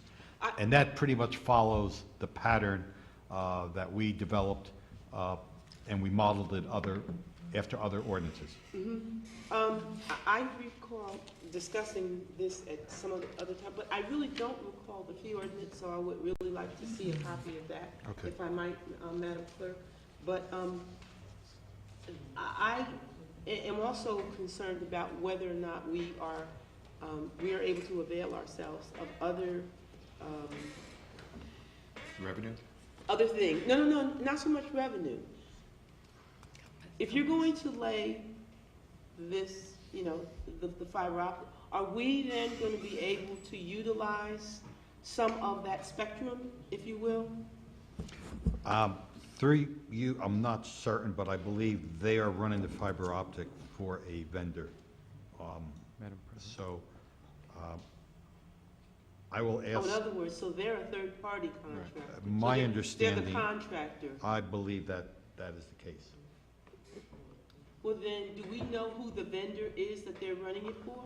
I'm sure that's all in their permit. I will provide as much of that information that we have available. Because they're gonna have to open our roads yet again, which is gonna cause road work yet again. They're paying for it. And I'm just curious as to whether or not we'll be able to avail ourselves. And some of it's gonna be aerial, Well, meaning that they're going to use, I guess it says that they're gonna use Verizon and I guess PSE&G's poles that are already in place. through you, Madam President, yeah, if you look at your packet, they're actually on poles, is the fiber So optics. they're not doing anything, because it specifically states in here that some of it's gonna be below ground and some of it's gonna be, aerial. The aerials are Clark, all. I think Freeholder, Mr. Polyvecchio will can be able jump to in on shed this. some light on that. I've had, Mr. in the Polyvecchio. last year or so, a lot of experience with these kind of contractors. What they, and I don't know this one particular, but what they often do is they work for, let's say, a financial institution or some other entity. It's often those, because that's the kind of business that needs the high-speed lines, and they provide redundancy. So it may not be their primary data lines, but it's a redundant in case something breaks down. So it's another path for them to take. They use the existing Verizon conduits, whether they be underground or on the poles, so they don't have to put up existing poles. Part of the benefit of using the existing conduit underground is that they don't have to dig.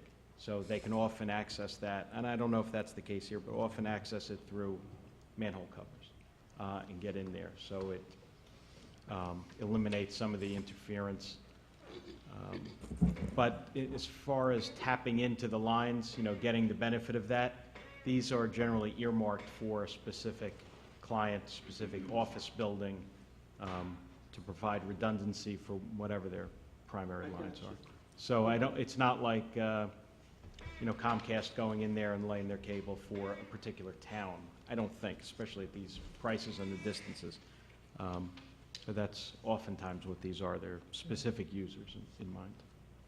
Okay, thank you, Mr. Polyvecchio. I hope that cleared up.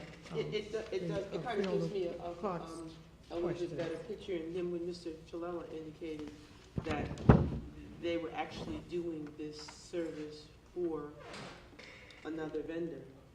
Which they And also- oftentimes keep confidential until they go for permits. I think because they don't want their competitors to come in and fight for that particular end user, if you will. Yes, thank you. Let's move to, Madam Clerk, we'll move to the resolution commendations, and that would be 26 through 44. Do I have any freeholders who would like to join on any of the resolutions that's stated here, or commendations?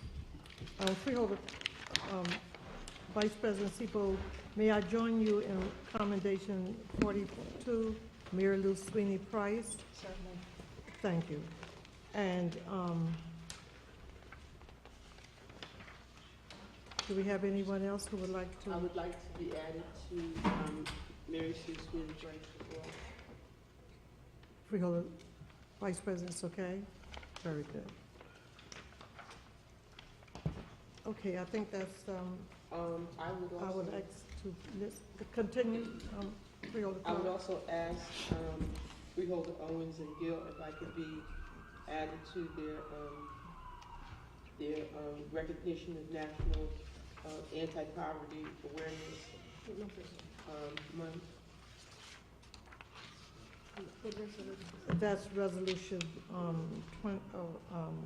44. And also, Madam President, with yourself and Freeholder Beasley, if I could be added to your resolution? No problem. You could give us the number. It would be resolution 45. Oh, you need the number, I'm sorry. And also, Freeholder Gill, if I could be added to yours, number 46.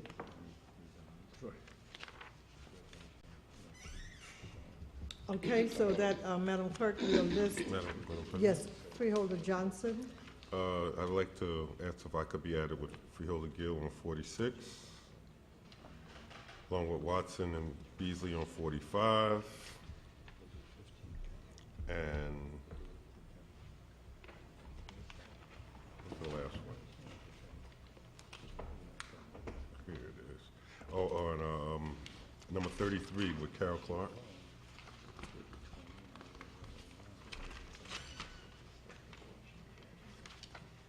okay, and resolution 32 with Carol Clark on honoring Woody's home services on his 100th anniversary.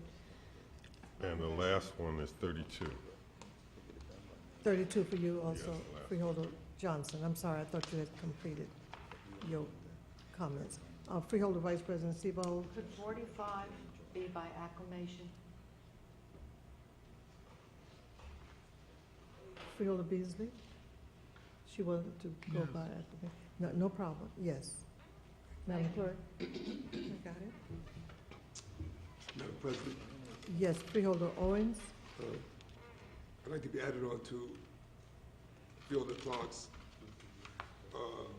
32 and 33. Yes. Madam Clerk, I know I was a part of the presentation earlier on, but Resolution 35 is not on the record. Just make sure that it's showing on the record. Okay. That I would like to be added to Resolution 35, if it's okay with Clark. Because I was up there today, but it's not. Yeah, I just want to make sure that's on the record. It's on the Oh, resolution. okay, I just wanted to make sure. Okay, so we'll list Freeholder Vice President Sebo. Number 43, Emma Warren for Thomas Edward Durkin Jr. Will that be arranged for a freeholder meeting so that the Durkin family can be here? Yeah, we'll have the clerk to arrange that sometime in the Fine, future. that would be good, because I spoke to one of the Durkin sons, and they'd very much like for that to be. Okay. So would you, Madam Clerk, we'll start working on that, yes. Do we have any additional comments on the resolutions, commendations? So Madam Clerk, we'll list 26 through 44. Madam Clerk, do we have any added starter resolutions, Madam ordinances? President, there are none. Okay, we'll go back to the public comment session, and I see we have some residents that's sitting patiently back there. And if they have any comments, you can come to the mic at this time. The public comment session is open. If you would like to come to the mic, please come to the microphone, state your name, affiliation, and you have 3 minutes to speak. Good evening, all. Good President, Madam, freeholders and all. My name is Arlene J. Ramsey. I'm representing House 581. I'm quite sure we all know that violence and the closing of schools is a major issue here in Essex County and in other states. Thank you. Yeah, I'm pretty sure. And in other states. I would like to know, how can we go about being a support system for each other? I have quite a few solutions to the problem. 1 would be self-awareness, 2, self-enlightenment, 3, self-empowerment. But I also know that it's a bit, how can I say, liberating of the mind to get our people to understand that we need to embrace that. So how can we go about having you guys support us in this matter? Monetarily, helping us put up bulletin boards across several states, encouraging people to embrace self-awareness and self-empowerment. Also for the school systems, how about we negotiate being supportive of our children, how can I say, enhancing their performances in schools holding ourselves accountable, giving us a certain period of time to have this done, and then see how we can negotiate improvements moving forward instead of closing down our schools. Now, I'm not a parent. I don't have any children. My background is I come from the international business. I was a U.S. Customs broker. I did that for about 13 years, and I decided to leave my career to get into the community. Okay. Normally, we don't respond to the residents at the mic, but we will respond to you in writing. Okay. And we normally respond within the week, no more than a week and a half, and your questions will be answered. If you have any additional literature on your program or your comments, you can leave them with the clerk. Okay, how can I go about getting your information so we can have this exchange? We will, we're going to respond to you, and from that response, then we'll go from there. Okay, how are you going to respond to me? How am I going to? Because you just put your name and address on the record, right? Oh, can I put, actually, let me give you my email address? Yes, someone's going to come over to you, and Oh, I that's normally what don't you're go back and forth, but someone will come to you, Okay. and they will get the information they need in order for us to respond. Okay, that sounds good. Okay, Have and a thank good you so evening. much for your comments and your involvement in the community. Okay, thank you. Mhm. Okay.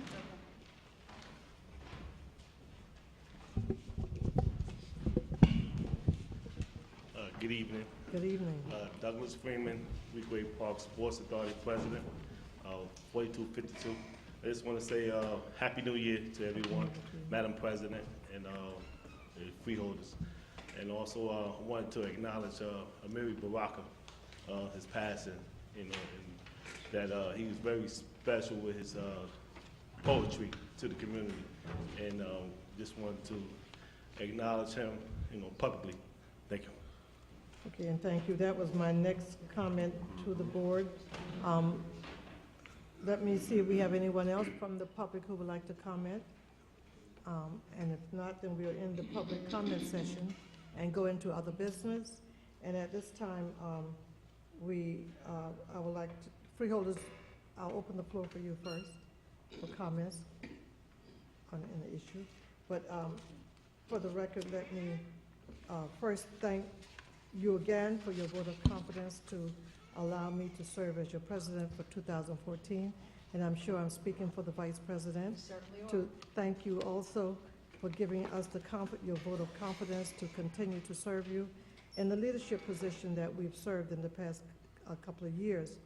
I said in my comments at, when we were voted in that I would continue to be the kind of a board president that you would want, one that will speak out when there's a need, and as I stated earlier, when there's a need to make sure that we're taking care of the residents in this county that we need to take care of. That's when we will be bold and upfront to make sure that Essex County as a whole, all of our residents are being looked at and taken care of. That's the goal of this board. It's been the goal of this board over the past years, and I'm sure it will continue this year.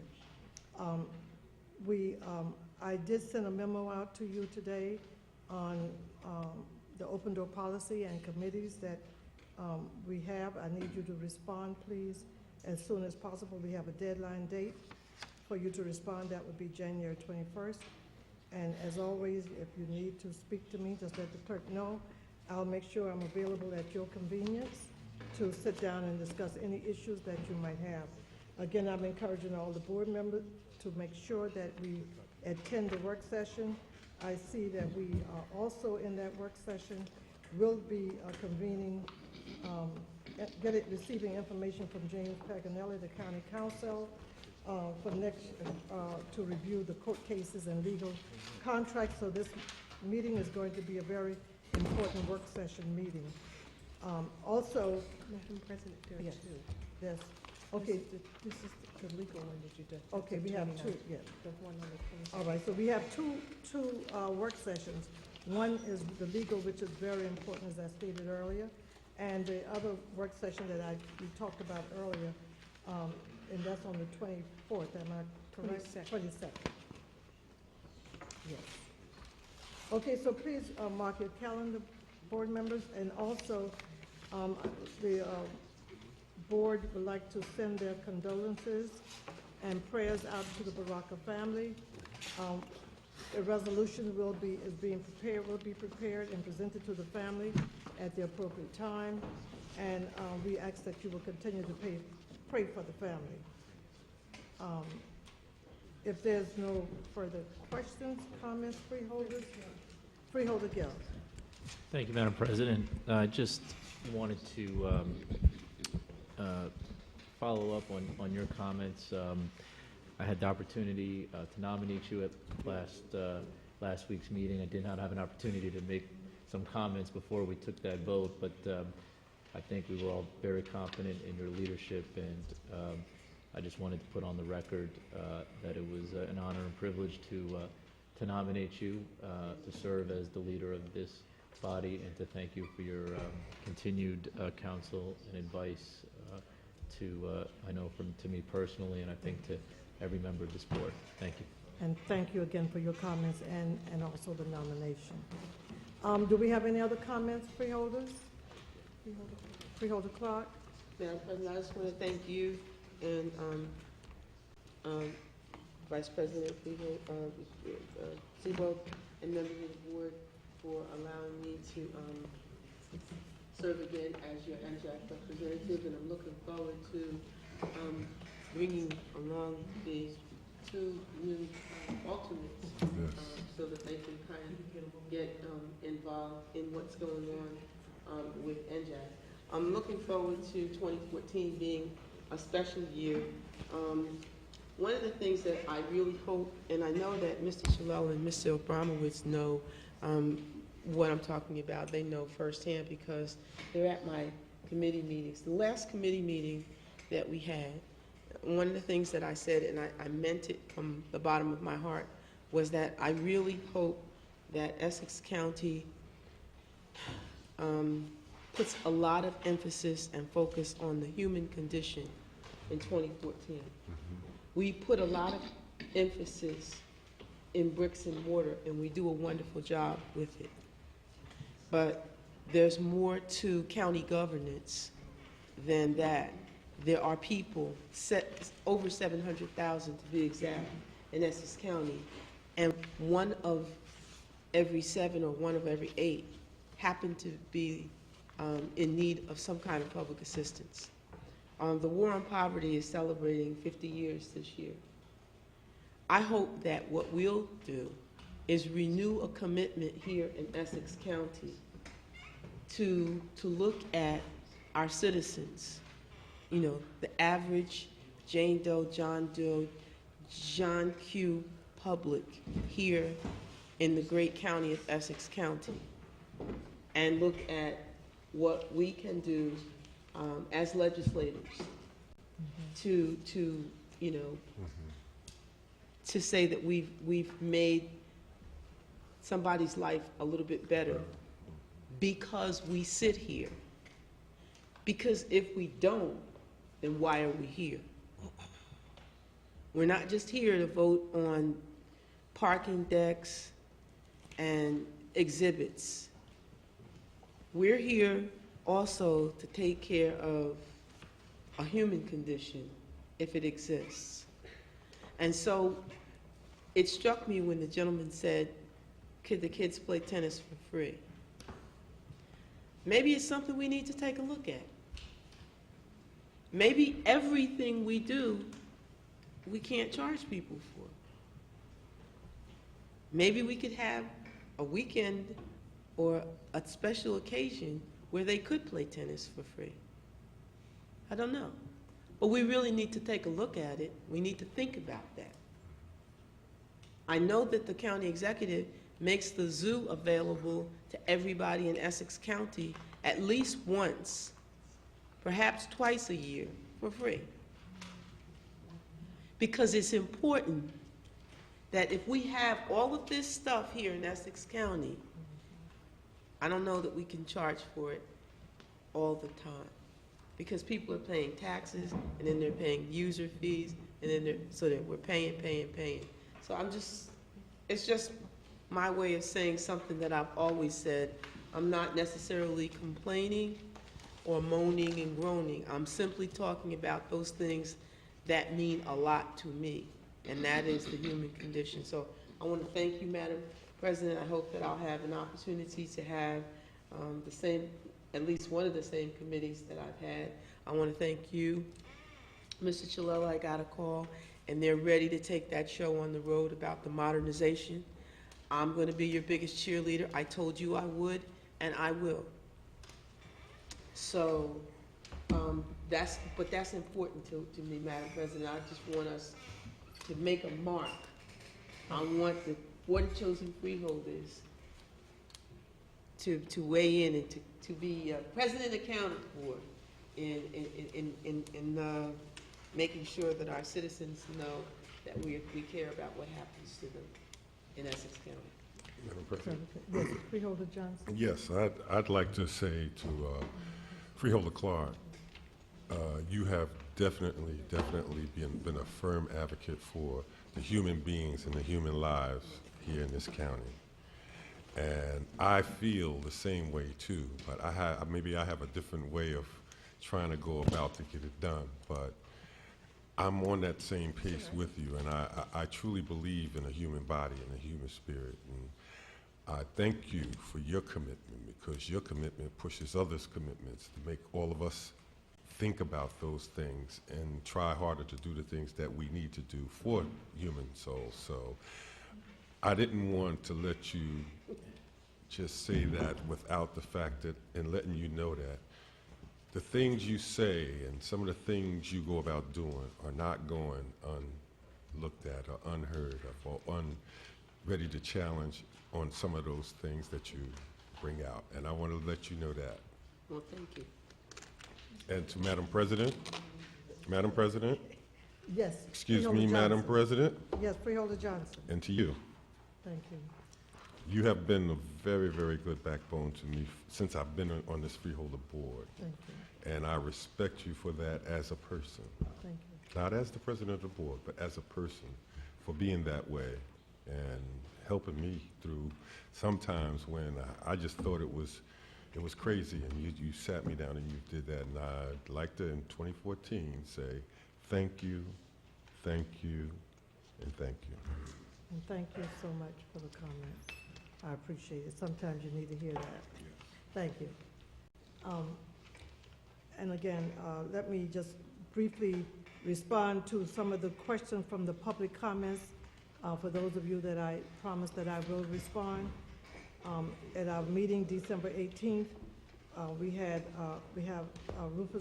Freeholder Rufus Johnson asked for a list of the agencies, institutions to which discharged hospital patients are referred, and the information went to the administration on the 19th, and Freeholder Johnson received the response and the board on the 13th.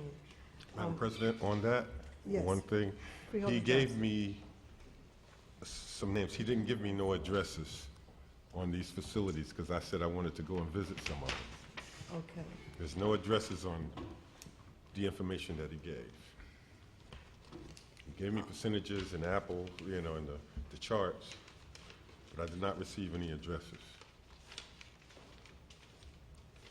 Okay, Mr. Sheila, would you just kindly make sure we send the additional information out to the freeholders with the addresses? Freeholder Watson did ask for a meeting to convene a work session for the board with County Counsel James Paganelli to review the court cases. That work schedule is scheduled for 1/29. Vice President Siebel asked how many programs applied for the 9 grants that were awarded. The information went to the administration on the 19th. The response went out on the 24th. And the budget consultant, Frank McInerney, asked for the balance of the Turtleback Zoo Trust Fund, and the information went to the administration on the 19th, and we received it on the 24th, 12/24. And Freeholder Luciata expressed concerns and spoke about recent problems he's had with email systems, suggested that a new email service host be considered. The memo went out on 12/19, and the response went out on the 24th. So at our next meeting, those of you that came before the freeholders with any questions or comments, we will respond to you the same way, and you will have an opportunity to, if you would like to follow up, you will have an opportunity to request a follow-up from our response. And thank you again for your concern and your community. Thank you. I just wanted to let everyone know that we had a press release to go out on the re-election of the board's January 8th reorganization meeting. And some of the things that I said in my remarks, and I just want to go back to what you said, Freeholder Clark. If you recall, I did say that this is, we want to make sure that our government is transparent, and that's why we do some of the things we do as far as making sure the website is maintained and is current, so residents can go on the website and receive all the information they would need to know about the Freeholder Board and the county. Also, the press release that went out is on the website. And I also mentioned that we will be meeting challenges and expectations of our constituents, and especially with what you just mentioned earlier, with the problems we're having with no jobs, and some of the crime that's in the communities. But we want you to know that we will continue to provide the leadership to make sure Essex County follow up on the things that we need to make sure that we follow up on. That's the integrity, accountability, and accessibility that this Freeholder Board will present to its residents for this year. So again, I commit to you that I'm prepared, I'm ready to lead us into another year, and I'm sure that all of you feel the same way, that we will make strides with the administration. We're going to continue to put Essex County first, and we're going to see some wonderful things coming out of 2014. So thank you again, and with that, may I have a motion to adjourn? So moved.